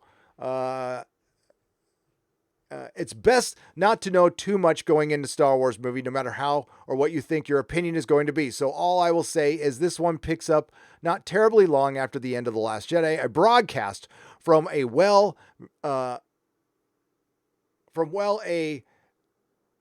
menacingly familiar voice has been picked up by whatever devices people in the universe use to pick up broadcasts. Kylo Ren, Adam Driver, this year's hardest working man in Hollywood, having offed Snoke in his last movie, is now the supreme leader of the First Order and is running about the galaxy looking for the voice's source. Meanwhile, Rey, Daisy Ridley, with whom Kylo Ren shares some strong psychic connection, is training as a Jedi with Leia, the late Carrie Fisher, resurrected via repurposed footage and digital wizardry, which I heard they weren't going to do. And as a matter of fact, I know they weren't going to do that. They said they weren't going to do any of that digital wizardry stuff. Interesting. And they ended up doing it, just like I said they would. I don't know. Somebody on this show insisted that they wouldn't do that, and I just said they would. They would have to. Resurrection is weird. Little motif in the Fall of Skywalker, and maybe I should have expected that given the title and the fact that the first words on the iconic opening crawl are "the dead speak." All kinds of people are being resurrected through all kinds of means throughout the film as memories and holograms and sort of reanimated zombie-like creatures. It turns out that nobody even really dies anymore in the universe, a physical and metaphysical marvel driven by the need for fan service. And while lots of things occur, very little actually happens. Well, it sounds like a J.J. Abrams joint. The movie is easier to talk about in terms of what doesn't happen. The tease from the thrilling last scene of The Last Jedi. Whoa, what? Yeah. Well, people just have different taste. That the Force might be something more than just a handful of people and a couple of families can harness is basically ignored. Nobody needs to learn anything anymore. Scenes are learning through failure are kept to a minimum.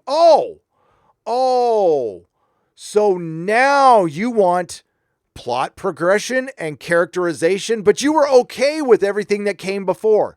But in this movie, all of a sudden, you want plot progression and characterization. That's really interesting. That is some fucking mental gymnastics. The least possible amount of character development happens. And it happened in The Last Jedi? I'm sorry, it happened in The Last Jedi. Character development. Development, not destruction, development. Except in one oddly shallow case. Mostly because the movie, which clocks in at about 2 hours, 20 minutes, that's not that long, is designed as a chain of successfully completed quests. It's a Jar Jar Abrams movie. At least they completed their quests. They're not going to complete the story. The question of Rey's parentage is resolved in an extremely boring way. making most of what happened around the question the previous two movies totally pointless. Because the previous two movies were totally pointless.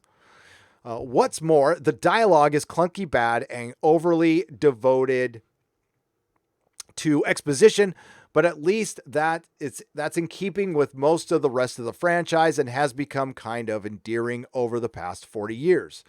Not really. Not with the Disney trilogy. Perhaps most telling, Rose Tico, played by Kelly Marie Tran, who is trolled viciously. Oh, God. All right, let's see where they link to, everybody. You think they link to receipts or just one of their own articles? Oh, it happens to be one of their own articles about Kelly Marie Tran.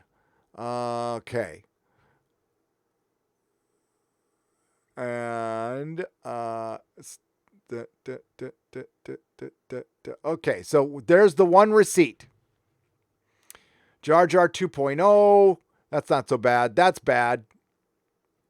Thumbs down.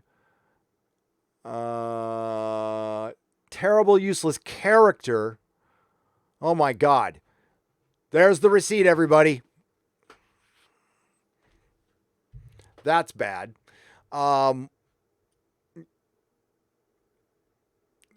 These are crimes against humanity. I should really show this lady my comment section. That's it? So, okay, well, we finally were provided some evidence. I'd never seen this, but wow.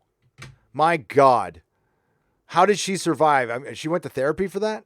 She went to therapy for that. Okay. I'm sorry you had to go through that. If I sound exhausted, it's honestly because I am. Oh my God. She's so exhausted from this entertainment. It's so hard for her. Man, you know what? It was hard enough dealing with a millennial cable guy today. I need to hear about this. Is this what audiences demand from franchise movies? Films that cater to fans? God damn it. Films that cater to what's comfortable and capitulates to the most unimaginative fans? Wow. That feel is as if they're just ticking boxes on a What? I gotta read this again. You are not going to believe what she said.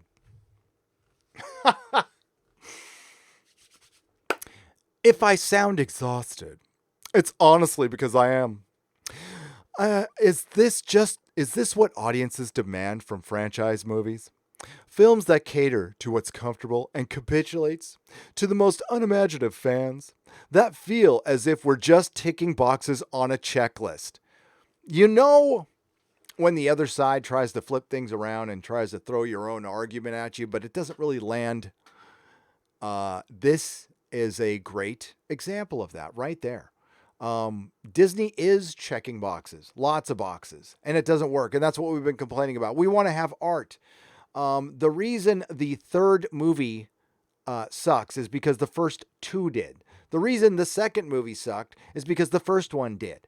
The reason they all three sucked is because Kathleen Kennedy was in charge and decided to put agenda into Star Wars. And now they just simply tried to take it out and they served up a bad movie, and now you're mad. You could say I'm taking this too seriously, but I think a series as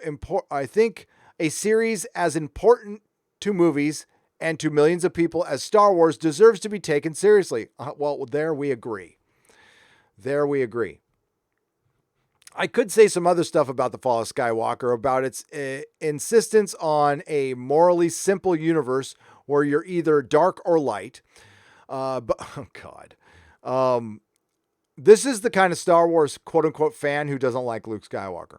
But you only get to be on one side about its continued mixing of Gnostic and biblical imagery, but without a lot to say about either. About how it could have said something intriguing about our contemporary culture, power, or empires. Contemporary empires? Contemporary empires. I wonder what she means there. I wonder what she means. But just, well, they actually addressed that in The Mandalorian this episode. But just doggedly insists on broadcasting the same two messages that Disney movies fall back on time and time again. First, that you have to believe in yourself. And second, that the real force was the friends we made along the way. No, that's Mystery Box. But the fall of Skywalker isn't good enough to earn that kind of discourse. Someday Disney may return to its roots and start innovating again. Well, they will need, that can't happen anymore. It's just too big. But it seems clear at the end of a long 2019 that it's not interested in doing so anytime soon, least of all, arguably the most innovative of the properties it owns. The Star Wars series, which blew a hole in Hollywood when it premiered 4 decades ago. But that was a long time ago. All right. I'm sorry you had to sit through that. I'm surprised anybody's still here, to be honest with you. That was tough. That was tough. Hi, everybody. I'm back. Vox sucks in every way. They are a stain on humanity. They're a stain on YouTube. They tried and succeeded to hurt individual small businesses, individual creators who are just doing this as a hobby, people who do this for a living. And that's despicable, especially when it's backed by a giant billion-dollar corporation that controls a lot of our information.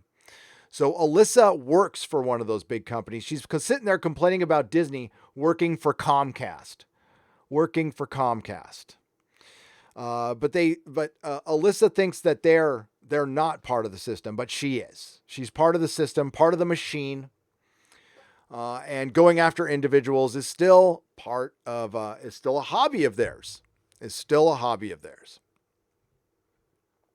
Looking for one more. We'll read it all the way through later. I saw one earlier. We'll find it later. Let's get to you guys. The chat is catching up. So Art Swanson for $2. Close Eyes, Kyle Katarn, and Mara Jade are still there. Or Kyle Katarn and Mara Jade are still there. You can, yes. Mara Jade does not exist anymore, unfortunately, because of Disney Star Wars. But they can exist in your headcanon. They can't take that away from you. Techno Babbler for $5. The shill media is so stupid to release. They didn't like the Rise of Skywalker story because The Last Jedi made it impossible to be good. We have been saying this for 2 years. Thank you, Techno Babbler, and you are correct. Thank you, Art Swatson. Yes, there is always your headcanon, my friend. They can't take that away. Techno Babbler, good to see you. And yes, we've been saying it for 2 years. They don't care, though. They don't care. Adriana Escobar, thank you for the $5 donation. I greatly appreciate it. Daniel, she didn't have anything to say. Say something in the chat. Adriana, put something in the chat, and I'll read it. Just hit add Nerdrotic. Daniel, for $5, Ghostbusters Afterlife treats Ghostbusters 2016 the same way Disney Star Wars treats Star Wars. They both ignore and diss their predecessor. Oops. Right? Yes. Mini Sam 24 has become a member at the proto-molecule level. Thank you very much. I appreciate it. And Daniel, it's good to see you, my friend. Lance Higa for $2. The Expanse is my Star Wars now. Yes, The Expanse is the best show on TV. It's on Amazon Prime right now. You can catch up on all 4 seasons. It is great science fiction. It is great storytelling with great characters. And it is better than Star Wars by a long shot. Tracy Minshew. Sorry. Welcome to the proto-molecule level. I thank you for joining up. I have stories. What's the best way to contact you? Sadokar 7th Legion for £2. Gary at nerdrotic.com. Thank you. Gary at nerdrotic.com. Silent Poet 75 for $2. Hashtag Doomcock was right. Hashtag Execute Order 1977. Indeed. Keith Gorham for $20. Theory. Maybe Kennedy's final cut right Maybe Kennedy's final cut rights come from the Lucas sale contract. Firing her wouldn't help. That might be right, Keith. We don't know what the language is in her contract, and I can definitely see that happening. Okay, I got to pop back up in the chat. Welcome. We got 3,200 people watching. That is great. And welcome to a very late Nerdrotic Nooner. And I'm sorry. They'll be back on. Maybe things will be back to normal after next week, after Christmas. We'll see. Doctor Who is right around the corner. Icon bearer for £5. Being fair, The Rise of Skywalker. Oh, I already read that one, but thank you. Carrot barely feels like. Okay. Maticus Finch, 1820 for $5. Feels like the implosion of The Rise of Skywalker is the end of an era. 2020 is the year of the fandom menace. Ghostbusters 3 and Bill and Ted 3 got me excited. Well, things are certainly peaking for the fandom menace as far as Star Wars is concerned. There's no doubt there. The Star Wars battle, it's over. It's over. We just got to watch the movie and review the movie. I don't know how much identity politics is in the movie. That's a question that I don't think can be answered in the spoilers because we're not going to see those details. There might not be. And again, that's another victory for the fandom menace. Problem is, Luke Skywalker is still dead. I still think it's going to be a crappy movie. I don't like Jar Jar Abrams. And they're the ones who put the identity politics in it in the first place. Now, they owe the fandom an apology. We're not going to get one because they would get murdered by the Access media if they did that. Because the Access media still labels us as ists and phobes, even though the general populace and even Disney Star Wars recognizes that we're not. And it's just a tired argument at this point. That's an interesting question, but you're right. 2020 is going to be a good year for entertainment, I think. Although there's not a lot I'm excited about. Marvel's going to kind of suck next year.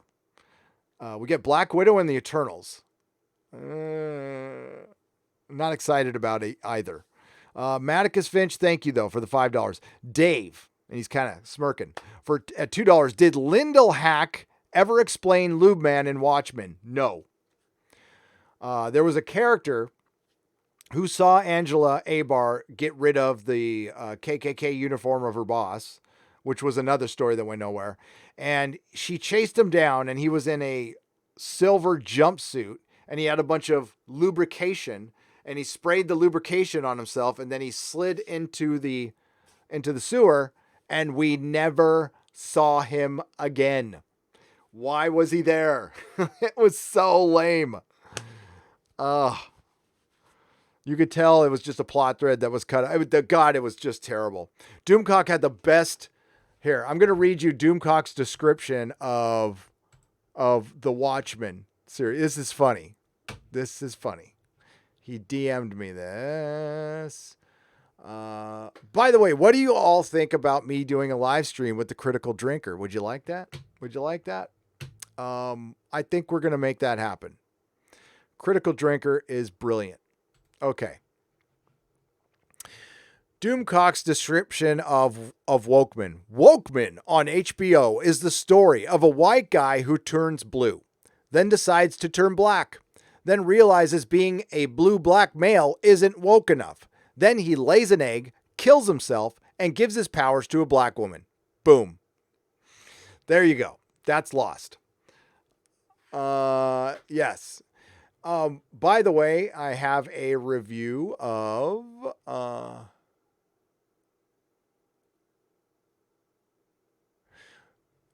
okay, so Chris Gore. If y'all remember Chris Gore from the Attack of the Show DM'd me his review. We're going to read that in a little bit. We're going to read it in a little bit. It's well thought out. It's a little salty. It's passionate. It's Chris Gore, who's awesome. I can't wait to meet you someday. I'm going to be, Chris, are you in LA? If you're out there, are you in LA? I'm going to SoCal. I was supposed to go last weekend. Sorry, Ryan, and I couldn't because of situation. But I got to go check on my dear mother, and I'm gonna go hang out with Ryan Cannell if he's down there. And yeah, so I'll be down there a couple days after Christmas, before New Year's. Between Christmas and New Year's, I'm gonna be in SoCal. Maybe we'll do an LA meetup. Right, and we'll get to that in a second. Mr. Exilion for 50 Danish krona.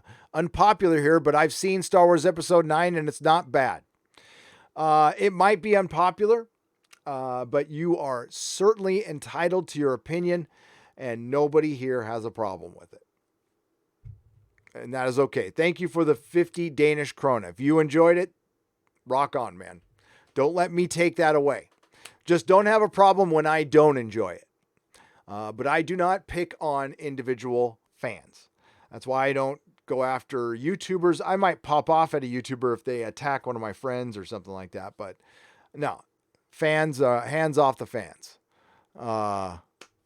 Somebody tried to draw me into something because Jessie Milestone was trying to protect her man. And she went off, which she has every right to do. It's her channel. Nobody controls her. And somebody tried to draw us into this argument with poor Jeff at World Class Bullshitters. His books got sent out wrong. And, listen, it cost him a ton of money. And listen, the people paid for those books and they were bummed too. And it was a big snafu. And then we had a few bad apples trying to like make it into a thing. Like like he was trying to grift people. I mean, that is bullshit. That is a lie. It's bullshit. Mistakes were made, sure, but there was no intent. There was no evil intent. But doesn't mean people won't try. We have people, waiting with bated breath for our next mistake. And you know what? We'll make one. Because we're human. We'll make them. But Jeff was a man. He stood up. He got it fixed. He took care of the problem, and I got his back no matter what. 47 Sean Towner for 20 Canadian dollars. The Fandom Menace needs a critic like Rotten Tomatoes where people can go for honest opinions, count the founding members as critics and audience score, monetize it, of course. I think Odin was working on something, 487 Sean Tower, because that's not a terrible idea at all. I actually like that a bit. Hit up Odin's movie blog because I think he was working on that. The reality is working on side projects while you're YouTubing as your channel's growing becomes increasingly impossible. There's only so many hours in the day. And listen, I think we all find this out as time goes on because we're all new at this. We're not pros. Technically, I'm still not a pro. I mean, yeah, I get paid to do this now, but it's because I like to do this. I actually could go get a day job, but why? When I can do this. Thanks to you guys, I can do this and do more of it. So thank you. Will it last forever? Probably not, but I'll enjoy it while it does.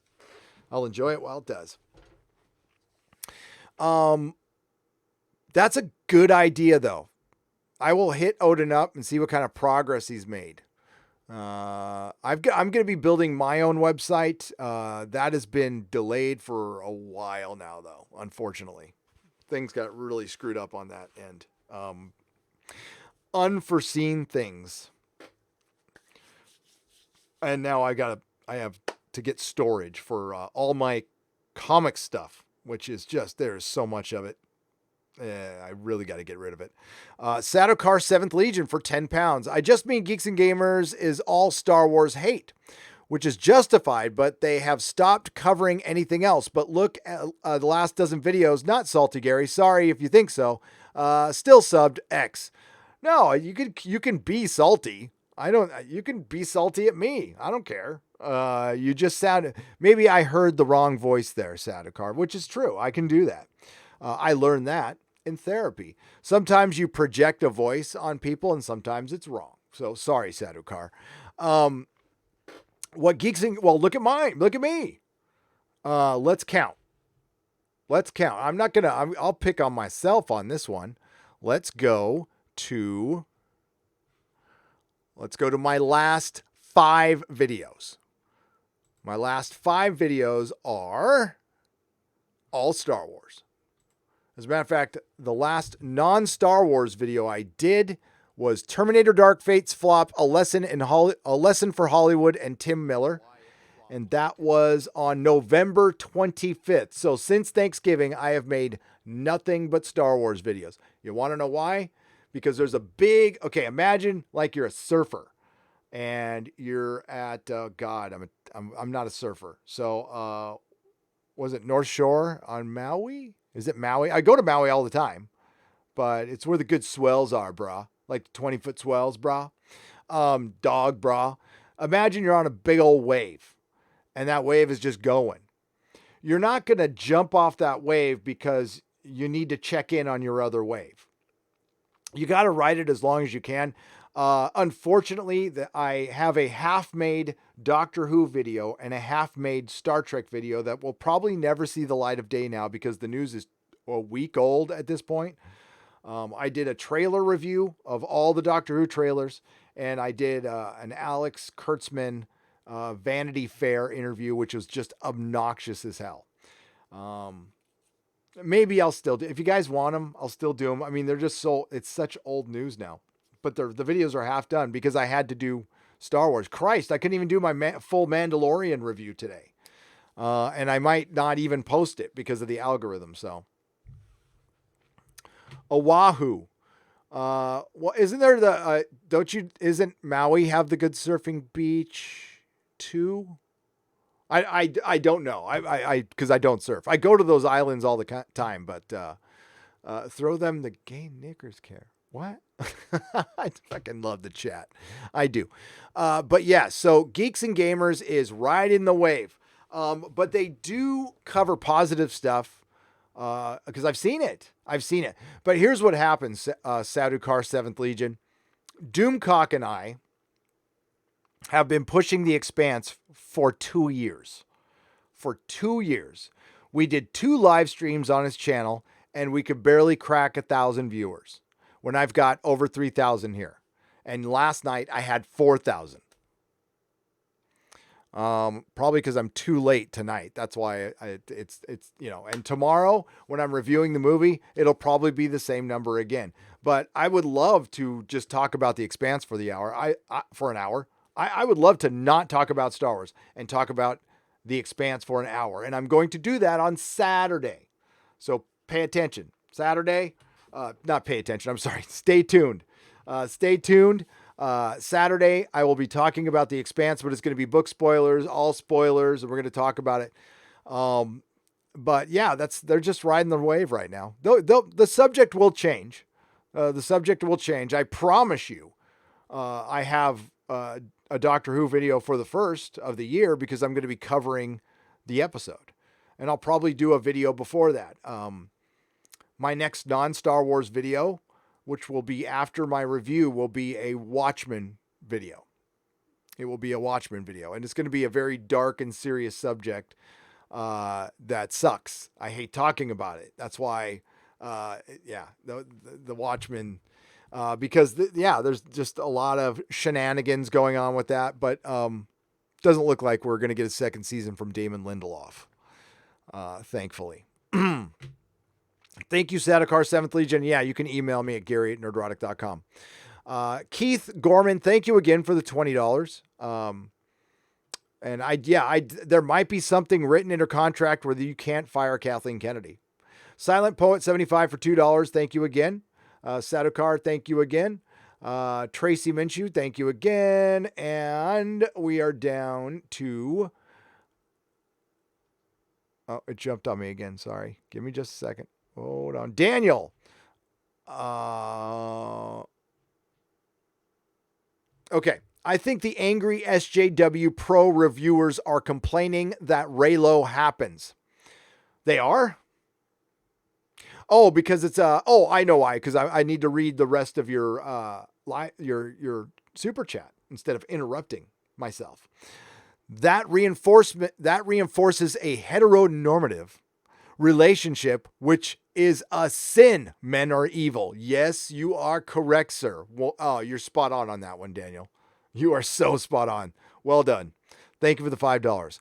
Adam Mead for $5. Good to see you, Adam. Dad advice. How do I explain to my 3 boys why we don't watch Disney Star Wars? It is funny to see my 4-year-old say dumpster fire.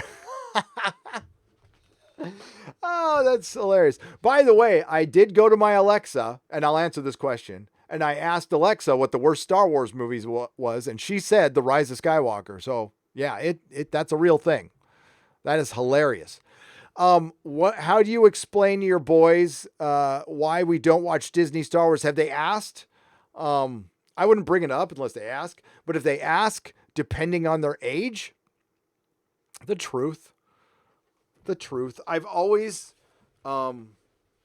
listen, I'm not the worst dad in the world. And I'm not the best dad in the world, but I've always tried to talk to my kids as straight as possible. I withhold information sometimes, but I just tell my son, we don't watch Disney Star Wars because Disney has betrayed us. That's what I would say. That's what I would tell my kid. I would go, honestly, I would, I've always let my kids decide for themselves though. I would never tell my kid not to watch Disney Star Wars. If my kid wanted to watch it, I would have confidence that my kid would probably hate it. And they did. But when they're that young, I probably, a 4-year-old, I wouldn't necessarily, Star Wars wouldn't be that bad. But as a dad to a 4-year-old, I would be truthful with him. I would say, it's just not that good, son. You don't want to waste your time. Why don't you, and then show him something better. Always give him the other option. Why don't you, a 4-year-old? Batman Brave and the Bold. That's still a little sophisticated. Yeah, I mean, when my kid was 4, he was watching like Teletubbies and stuff. So, what do I know? I showed, that stuff is, hypnotic Satanism. I don't know, but it could be. Chris Stanley for $2. Hail Gary, keeping it real as always. Why? Thank you. Oh yeah. I don't know how to do anything else. Was never good at holding my tongue or faking it. And that's why I don't work well in corporate structures. Never have. Headcanon is fine and all, but I choose to live in reality. And the reality is that they axed the EU for this filth. Savage Rush 012 for $5. Yep. I cannot argue with you in any way, shape, or form. You are correct. Wes Moody for $2.34. SJW Politics, hashtag Raylo. Nuff said, overcorrection. And it could be. It definitely could be. But the reason there's an overcorrection was because of Jar Jar Abrams and Rian Johnson. See, you can't blame it all on Rian Johnson because Jar Jar left it too goddamn open. They let the wolf in the door. If you don't answer any questions and then you let, shit for brains come in and answer all your questions, you can't complain that you have no questions left because you're the one who let shit for brains answer all your questions. Cracklin for $9.99. Hollywood is trying to appeal to the definition of heroic from the values of their isolated bubble. Rejecting their idea of heroism is tantamount to heresy. That's why it's inherently political. Cracklin, you're awesome. You're always awesome. We are privileged to have somebody like Cracklin in the chat, folks. Good member of the Fandom Menace. Thank you for the $9.99. Always bringing it. The good takes. The good takes. Yeah. RR for $9.99. RR. Hello, RR. I wonder if, speaking of RR, I wonder if there's anything on the high seas. You know what I'm saying? You know what I'm talking about?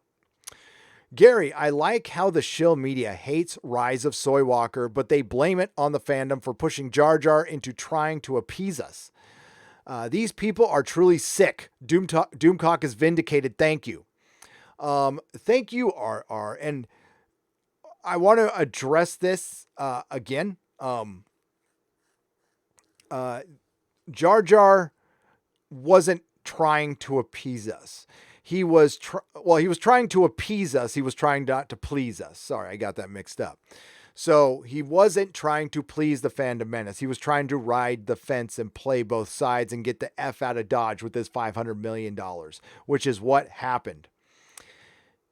He helped create this mess, though. So you can't say JJ did what he could. No, but that's why that's the narrative he's trying to go. No. You inserted all these goddamn identity politics and everything. Your people are inserting identity politics into goddamn everything. They run to your marching orders, your disciples. You don't think they don't do what Daddy Jar Jar tells them to do? Hell yeah, they do.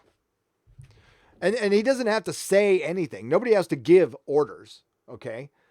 They just are all like-minded, and they're going to go do it. And you are right, RR. And also, Doomcock being vindicated is a big deal. This is a big deal because my friend went through a lot of shit. He's had 2 hit pieces. You know, like largely, I have avoided all this stuff, thankfully. I've had some YouTubers make videos about me, but I've had no hit pieces written about me. So I guess I'm really not that hardcore, to be honest with you. So I don't know why they would, but I had a German website call me fake news, whatever. But Doomcock was called. There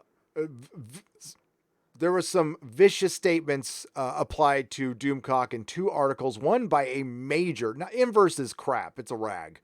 Esquire is something else. That's a $1 billion backed corporation taking a shot at an individual. Then we had Andy Signor, Matt Jarbo, Lewis, whoever, who used to be on Nuke the Fridge, who's now on the Nerd Report. The Nerd Report, which may or may not have lifted my logo, by the way. I pointed it out to them and they removed it, and I have yet to call my lawyer. It's a wait and see situation.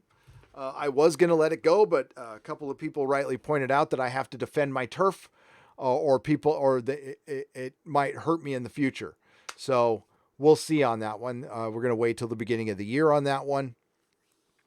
But those 3 individuals called my friend Doomcock a liar repeatedly. And I've also accused my friend Jeremy of being a grifter.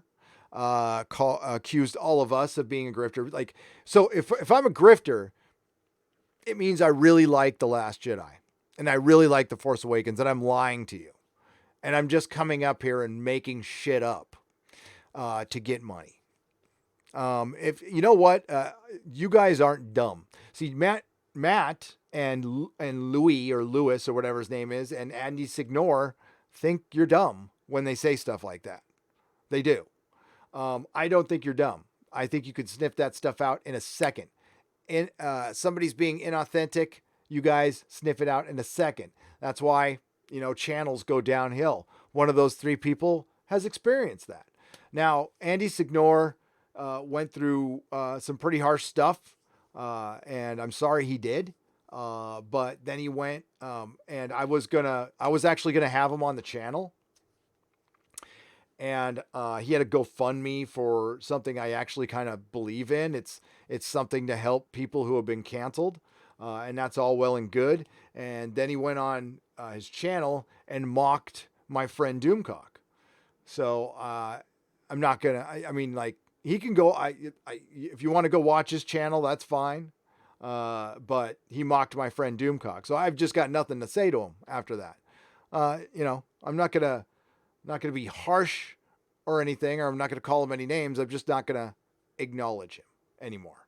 So, but I am gonna point out right here that those are 3 of the people among many who were giving my friend Doomcock shit, and I did see every second of it. And while I will forgive, I will not forget. And I don't know if Doomcock's going to forgive. He doesn't have to. And I'm pretty sure Doomcock, he's been ghosting it, rightly so. But I know he sees it. But all he had to do was kick back and wait. And he did. And it's been glorious. And you know what? I went back and checked. And not a word has been spoken from any of those 3 people, especially one who put on a mask and clowned my friend Doomcock. So, yeah. Next time you want to DM me and ask me to be on some stupid Nerd Wars thing, the answer will be a blanket no. No thanks. Crichton C for $9.99. Just a little love from Chi-Town. Keep it up. Thank you. I appreciate it. I refuse to accept that. And Creighton again, and thank you for the $9.99. That's very generous. I'm sorry. ADHD. My apologies. Freeber for £5. I refuse to accept that this is a real story of what happened to Luke and all the other classic characters. This is all just a bad fan fiction. It really is. I think there's probably fan fiction out there that's better. I haven't read it because I don't read fan fiction, but tell you what, Star Wars Theory, the guy who did the Darth Vader fan film, I did a review on it on this channel. That's better than everything except for the Mandalorian and the last 15 minutes of Rogue One. But this yesterday's Mandalorian was very good. But everything else, it's bad fanfic and putting Reylo in. Ugh. Rey can't be a Skywalker. She still has both hands. Modalicious for $2. I agree. What did she get? A cut? She got a cut on. She got a little scratch on her face. Kylo has the moving scar, which disappeared completely. Boy, Adam Driver is probably a nice person. I'm just saying. He hit every branch on the ugly tree on the way down. That guy's. But you know, it's kind of a John Travolta thing. So I just don't buy him as Harrison Ford's kid. I just don't. And Carrie Fisher. Kid would have been better looking than that. Pop Culture is Dead for $2. You never mention Killjoys. Why? I love that show. The reason I never mention it is because I've never seen it. I've never seen it. And it was gone before I even got to it. And that was on Sci-Fi, right? So it was destined to get canceled. No, I have not seen the Killjoys. I haven't seen everything. I've seen a lot of shit though. A lot, but not everything. Red Crypto Knight for $1.99. Nerdrotic. Is there any new news on the Orville? No, they're filming. They're currently filming. I did a set visit about 2 months ago. I went down to LA and I visited the set. I got to walk around on the Orville, and all the information I was supposed to withhold is now out there except for the plot. I can't say anything because I signed an NDA. But if you watch the New York Comic-Con panel, they show you the new set, all the additions. They got a bunch of Hulu money. Now, I don't know if they're releasing all at once or weekly. I think they're going to be releasing weekly. God, they better. They better, because The Expanse just made a giant mistake. By the way, already forgotten, and it sucks. I might make a video on that. But the thing is, nobody will watch. The Expanse, oh my God, they made the biggest mistake ever. They really did. And you can't undo this one. Like this, they had their one chance to do it. They can't go, the Expanse can't go weekly next season. It's already too late. Like they didn't listen to me. And I'll explain it on Saturday. But there's no new news that I know, Red Crypto Knight. But again, my attention will be focused on everything else after Star Wars, after Friday, we'll say. It's going to be all Star Wars all the time for at least 2 more days, and then I'm diversifying again. It's starting immediately after I take a couple days off. I meant it when I said the last one was my last Star Wars video before the review. I will do a review live stream, and I will do a proper review of the movie. I'll probably check back in on the Rotten Tomatoes in a week.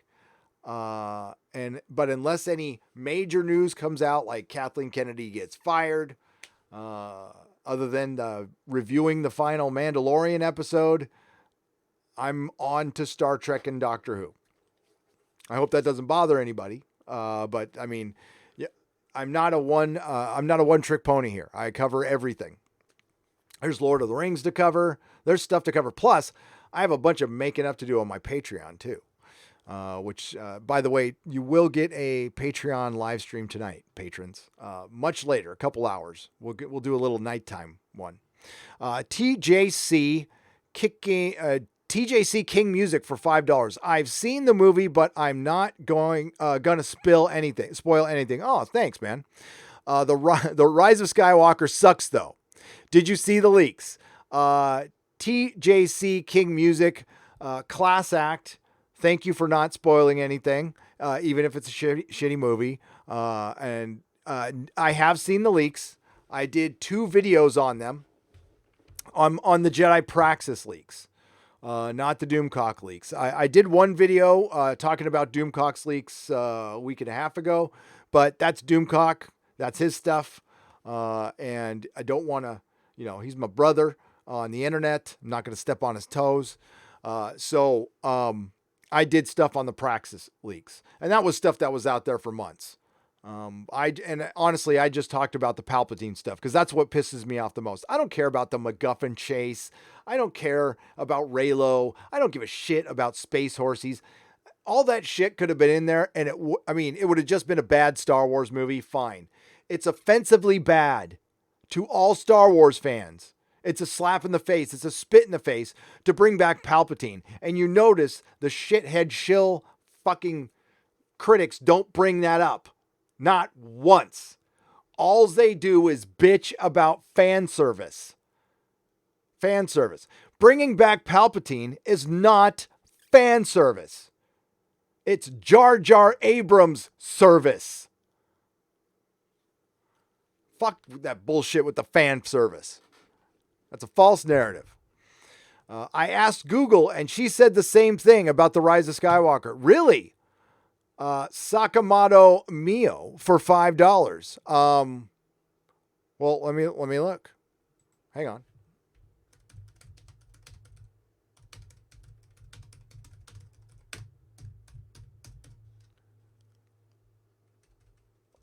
God, I suck at typing. I really do. I really do.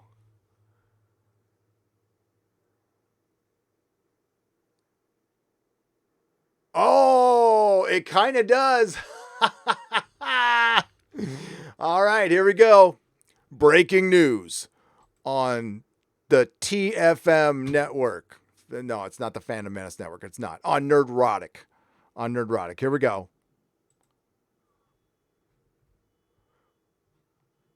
So if you put in what is the worst here, I got to drag it down a little bit. That's probably why you're not seeing it. There we go. What is the worst Star Wars movie? The Rise of Skywalker. Ladies and gentlemen, it's now official because Google has said it is true. Same with Alexa. So if you Google what is the worst Star Wars movie, you will get this. The Rise of Skywalker is the worst reviewed Star Wars movie. Well, by shill critics. Technically, The Last Jedi is the worst reviewed Star Wars movie because the only accurate metric out there is the Rotten Tomatoes audience score. Like I have been saying for 2 years, there is no brigading. There is no fucking bots. There is just a bunch of pissed off fans who had nowhere else to go because you shut down all your comment sections, you pussies.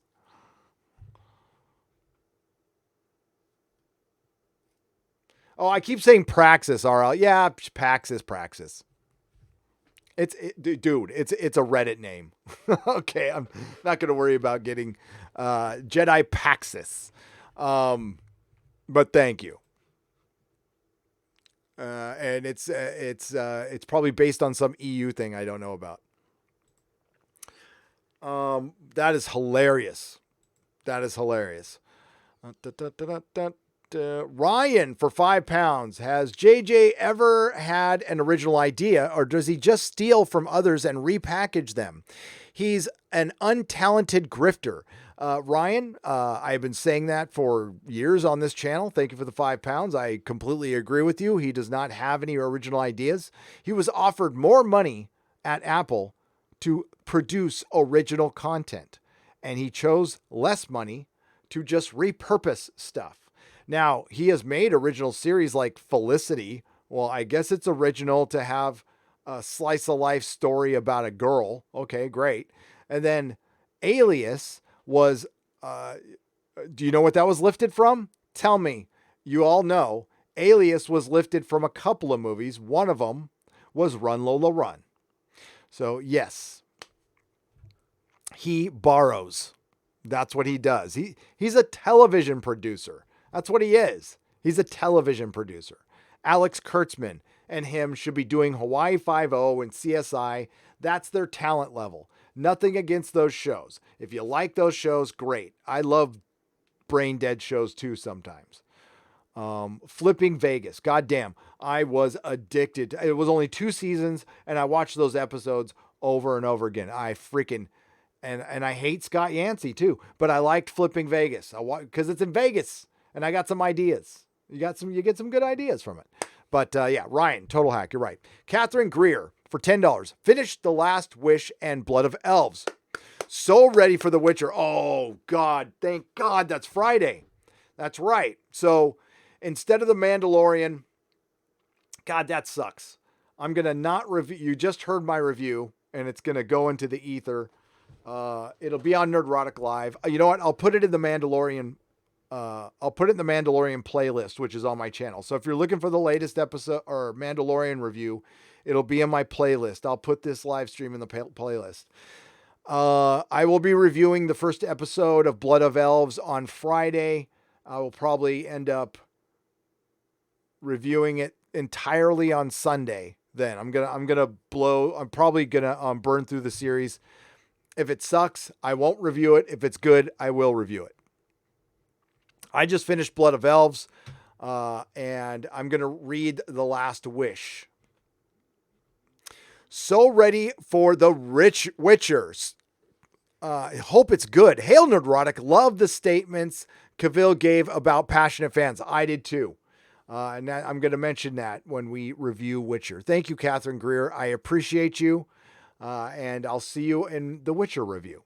Blue Boy for $10. UK Sun, The Rise of Skywalker praised for featuring the first gay kiss in a Star Wars movie.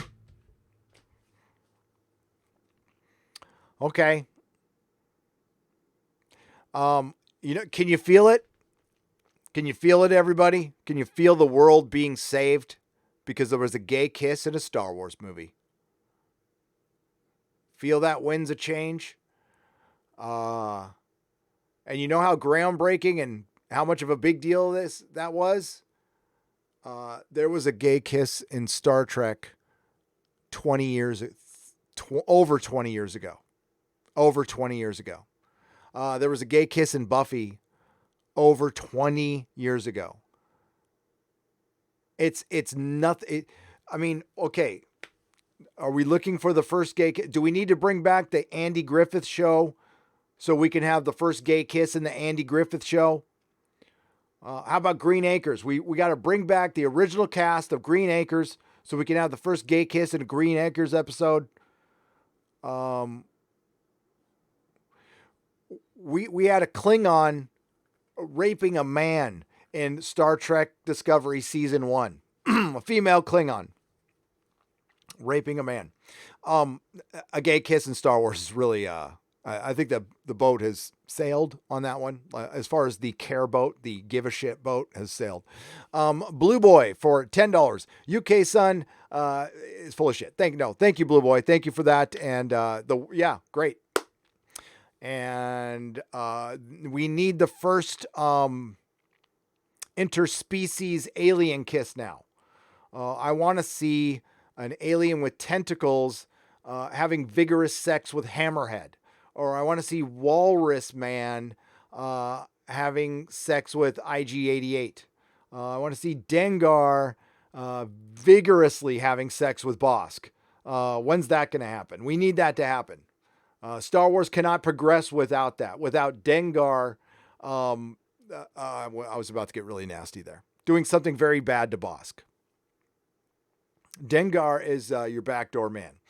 Destiny Captain for $4.99. Gary, I'm with wife and WDW and USF for our 30th anniversary.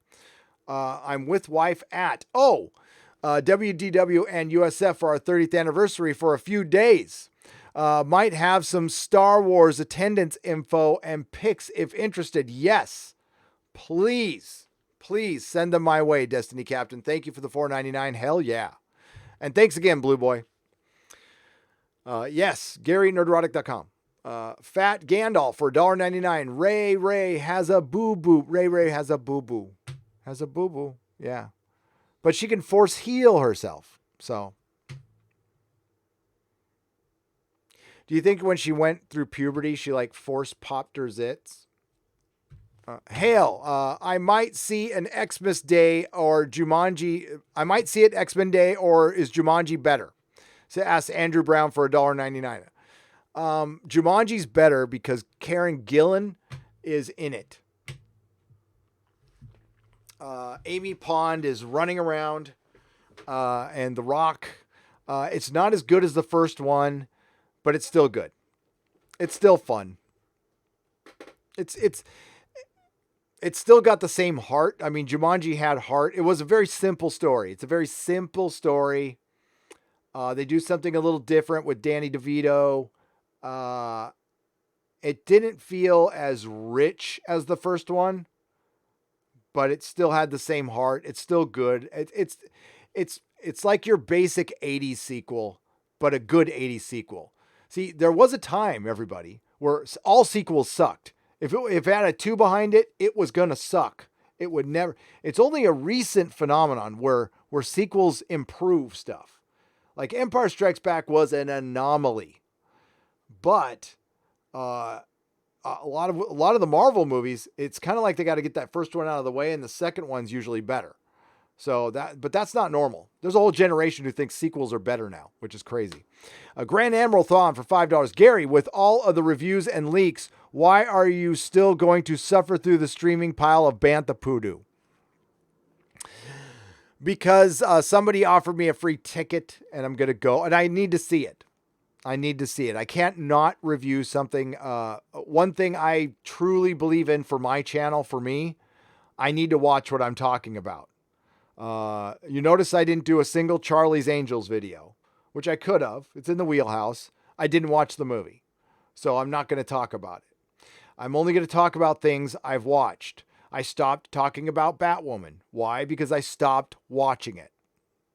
I only talk about things I watch. I will not report on things I do not watch or do not care about, just for the sake of clicks. No, it's got to be something I'm familiar with, something I've watched in the past, something I'm currently watching, or something I'm going to watch. I'm not just going to read articles and not, I gotta know what I'm talking about. If it's a subject like, I don't talk about video games because I don't know shit about video games. So I'm not going to talk about stuff I don't know anything about. It's again, you can sniff out the inauthentic behavior in that. I reject this crappy trilogy, says Chris Stanley for $2. Good. Without respect, we reject. So Grand Admiral Thawne, thank you for the concern. I know I truly appreciate it, and that's a good question. But I'm going to see it because I've got to see it, and I want to properly review it. Yeah. RL for $2. Jedi Paxis, not no R, Gary. Yes, thank you, RL. I appreciate it. Yeah, I've been saying Praxis. I said it in a video too. It's just a bad habit. I don't know. Paxis sounds, I don't know. Oh, you want to know why I say that? Now I know why. Prax from The Expanse. There's a character named Prax. Dean Miha for $1.99 or $1.99 and doesn't say anything, but thank you. Thank you for the super chat. And Mexican Iron Man for $19.99. Hail, my friend. Orale. I love The Expanse more than anything, but with all the Star Wars nuclear reactions drowning out my love for The Expanse, the passion from last week is already a fast fading memory of a fantastic relationship. Weekly episodes. Bless your heart. Could you tweet that right at them, please? Hit @ExpanseWR. I want you to tweet it right at the writer's room. And you tell them they fucked up. Don't say it like that, but they fucked up. They really fucked up. It's now going to be forgotten. It's now going to be 16 months till we get season 5. So that means in a 3-year period, you got a weekend of The Expanse. A weekend, 3 days in 3 years. It's a memory. And it didn't, this was its most important season. It got saved after being canceled. If they brought it out and they made it weekly, they could rebuild the audience because they're basically starting from scratch. They're on a different network. And no matter how aware people are, people don't, like if I change this channel to Twitch, like I'm going to lose 90% of my audience. Even if I sit here for a month telling you, and I'm not really doing it. It's just an example. Going to Twitch. I'm going to Twitch. If I tell you every goddamn day, 10% of you will follow me over there. So the same thing happened to The Expanse. It went from Sci-Fi to Amazon Prime. It got more money. It got a bunch of publicity. It's got one of the most hardcore fan bases out there, but it's tiny. It is a tiny little itsy bitsy fan base. I mean, they were barely cracking 300,000 an episode on Sci-Fi, and they were getting 1 million once the DVR stuff was coming in. But that's not much. It needs a lot more. It needs like 3, 4, 5 million people an episode watching per episode. It could have gotten that maybe in a season 4 released weekly, built up over time with people tweeting about it weekly, with Cass Anvar live tweeting the episodes every week. They tried to do it. They tried to do a live tweet thing, completely failed. It completely failed. And now, you're right. The Rise of Skywalker came in and sucked out all the oxygen, and then The Witcher's going to come in, and The Mandalorian came in, sucked out that oxygen. Christmas is going to come in, and then it's Doctor Who and Star Trek, and The Expanse is forgotten. Fucking pity. What a pity. Yeah, there was no reason they didn't. You can binge it later. It's the single dumbest thing that show's ever done. And yeah, they're going to. I've been trying to hold back tweeting I told you so. Another Disney Star Wars missed opportunity. We could have actually gotten an authentic exploration of the mythical hero's journey from the female point of view. Yes, we could have. You're right, Loquacious Primate, for $5. They decided not to do that, though, because there was some points where she needed a man, and we could not portray that on screen. You cannot be a strong female if you have to rely on a man in any way, shape, or form. The problem is most of humanity relies on a man or a woman. We rely on somebody. There's very few of us forging through life completely alone. We have friends, we have parents, we have somebody we can lean on who gives us a hand once in a while, who helps us up, who helps us. We don't all pick ourselves up, okay? I've done it, but I still had help. I still had support. Where I was completely alone, I went to AA and I got instant support right there. That's what they're there for. RL for $20. Not busting your balls, I swear. Good stuff. Huge fan. Oh, I know. Did I sound like I was? I'm sorry. Maybe I'm just a little riled up. And you know what? You bust my balls. You do that. You do that. Because I need my balls busted. I mean, not literally. You know what I'm saying? No, thank you, man. No, I'm just riled up from freaking Star Wars and just the last week and not sleeping. And honestly, I'm riled up from that cable guy too. I was really pissed at him. I was mad as hell. I'll tell you that situation on another live stream. Guy came in, he came in, insulted my son. He was like a rude little millennial. And I kind of went off. I went off. You want to pull my trigger, insult my son, disrespect my son.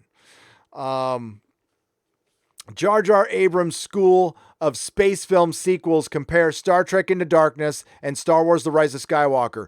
Bring back old enemy, big spaceship overpowered, hero dies that is brought back to life. Simon, oh my God, were we not trying to tell them, Simon? Thank you for $10. We have been trying to tell, we being the Star Trek fans, have been trying to tell the Star Wars fans for a couple of years now, Jar Jar's he's going to make Star Wars Into Darkness. He made Star Wars Into Darkness. He's a one-trick pony. And RL, I'm sorry if I made, dude, you can, again, people, bust my balls, please. I need it. Keeps me sane. Okay, Simon, you're right. Let's see. I want to make sure I did not miss any. If I did, I will reread them on the review tomorrow night. Okay, so I'm going to see a 6 o'clock show tomorrow. It's 2 hours, 20 minutes plus previews, so it's 3 hours, so 6 to 9. 9:30, 9:45, I should be live. I know I said 10:30 in my video, but we'll shoot for 9:30. That's still going to be late for most of you. I will keep it on the channel. I will keep it up. But if you do want to join me, if you missed that one, don't worry. 5 o'clock p.m. Pacific time, Friday Night Tights. It's going to be good. Confirmed guests so far are Jeremy, Odin, Comics Division, Quarter Black Garrett. I think I'm going to ask, I don't know. Maybe Yellow Flash. But I want to get Yellow Flash and Tug on at the same time. So I'm going to see if somebody can tag team. But that's going to be, we got Quarter Black Garrett confirmed for Friday from the Steven Crowder Show. And I can't wait to talk about it with them. So you'll have a couple opportunities. And then there'll be the Inquisition on Sunday where Doomcock and I are going to talk about it. And then Saturday, I'm going to talk about The Expanse. I'm taking another break, and we're talking about The Expanse on this Saturday. Go to nerdrotic.com for my live stream schedule. There will be no Mandalorian video this week. I'm sorry. I'm just not going to have time for it. So I'll talk about that episode in my final video, in my final live stream. I'll just double up. So The Mandalorian will return a week from this Friday. We'll talk about both episodes. Very sad ending. Hyperion 9997 for Canadian $5. Even if it's awful, it's one of the few franchises my entire family will see. Have 6 tickets for Boxing Day. That's good. I have to take my family to Jumanji. I'll tell you what, man, my 14-year-old was laughing his ass off during Jumanji. And Jumanji's funny. There's a lot of good, like, legit slapstick humor. The lost art of slapstick humor, which that needs to make a comeback. It was funny. My kid was like gut laughing. It's my favorite thing is to watch my kid just crack up. It's my favorite. Black Dynamite for $5. What's up, man? If watermelons exist, why aren't there fire melons? That's a good, or earth melons, or air melons. Maybe we're just naming them wrong. You ever think about that? Black Dynamite? Maybe like a grape is maybe a jalapeno is a fire melon.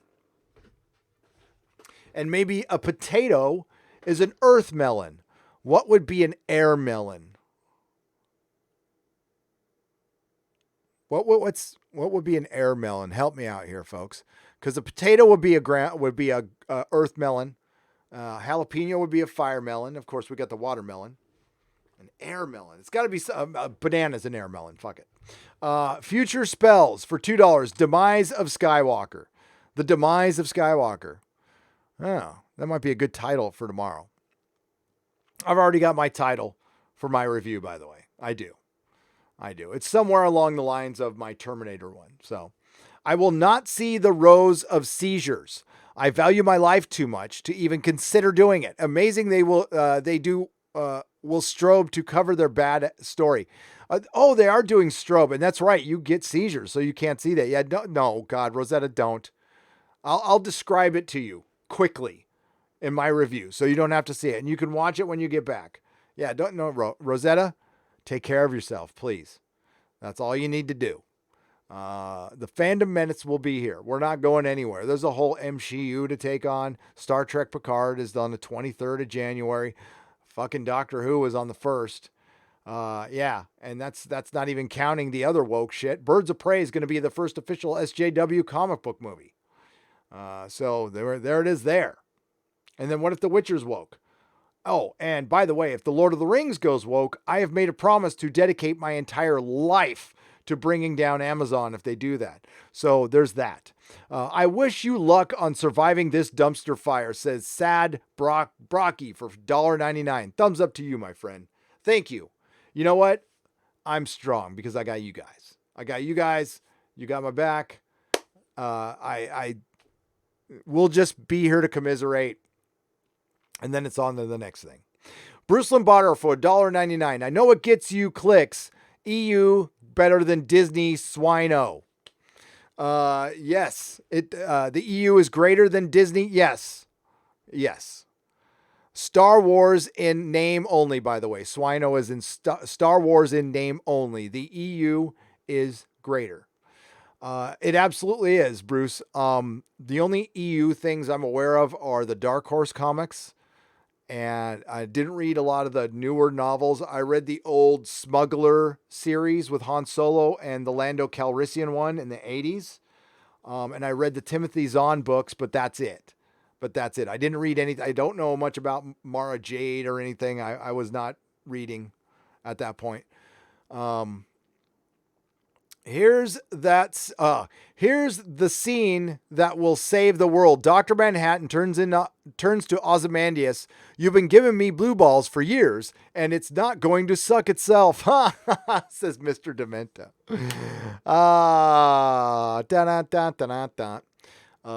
Again, I need to reset why there can't be an all-female fight club, because it would require a woman to keep a secret. Boom, boom, psh. Deep fake Star Wars movie coming soon. It is Borg for $2. The problem is it's on Collider. Fuck Collider. Rosetta Allen for $5. Always, I got family. Sorry for the weird title for Other Side. I don't name the calendar change holiday. Just say stay amazing 3-4 weeks. I'll be out. You stay amazing. And you be good. And we'll see you in 3 to 4 weeks. I'll be here. Probably we'll be talking about Star Trek Picard then. Oh, that'll be fun. I got some news on that front. So yeah. All right, we're gonna end it there, everybody. Bruce Lombardo, again, thank you for the coffee. And we will do some Toxic Mailbag on Saturday, probably after The Expanse. I'll read some letters. I asked Geeky Candy to join me, but I don't know if she can. Let me see. She might be busy. She's all busy now. You know, she's a big YouTuber. So she's, so I get big time now. But, oh, she got back to me. So maybe it depends on the time. We'll see if she can make it or not. All right, everybody. There she is, the all-female fight club equal. There, she's here too. There she is. The all-female fight club, most epic pillow fight ever. Yes, thank you, Geeky Candy. Savage Rush 012, $5. There is a lot of opportunities for The Witcher to be woke. Lot of strong women in that series. There is. And if they don't write them, completely accurate to the book, it will come off as very woke. I hope it doesn't. Andy Signor claims he didn't bash Doomcock. I watched him bash Doomcock. So that's not true. So I don't think he wants to call me a liar. Because I'll go get the video. he was on somebody else's live stream and he put on a mask and he's, I'll start making stuff up too. I'll start making shit up too. So ask him if he wants to correct himself on that. Because I watched it happen. So there it is there.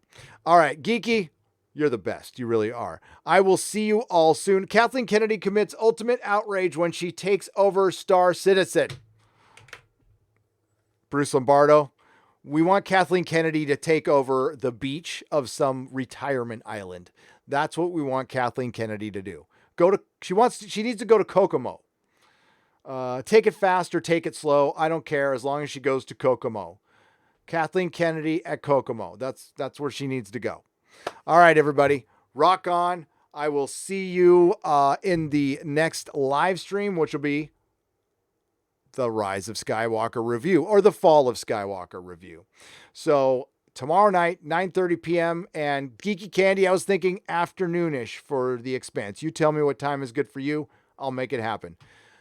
Don't forget to go to nerdrotic.com for my live stream schedule. And you know what? We'll take it out with a little music, which is Beam Me Up from the free music library here on YouTube. Thank you, Chris Stanley, for the $1.99. You're number one as well. Talk to you later.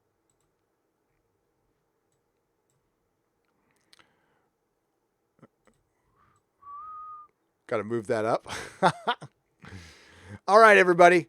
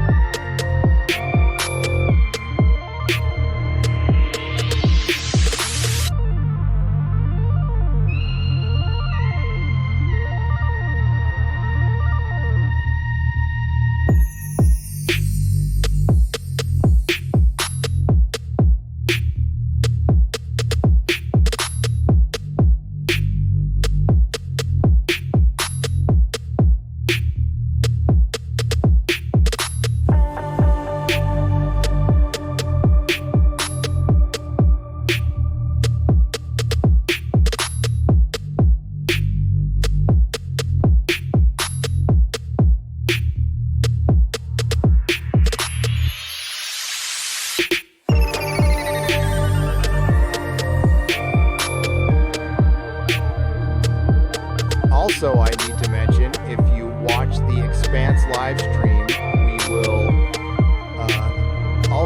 we have there is a giveaway from 3D Trekker. We have a Rocinante.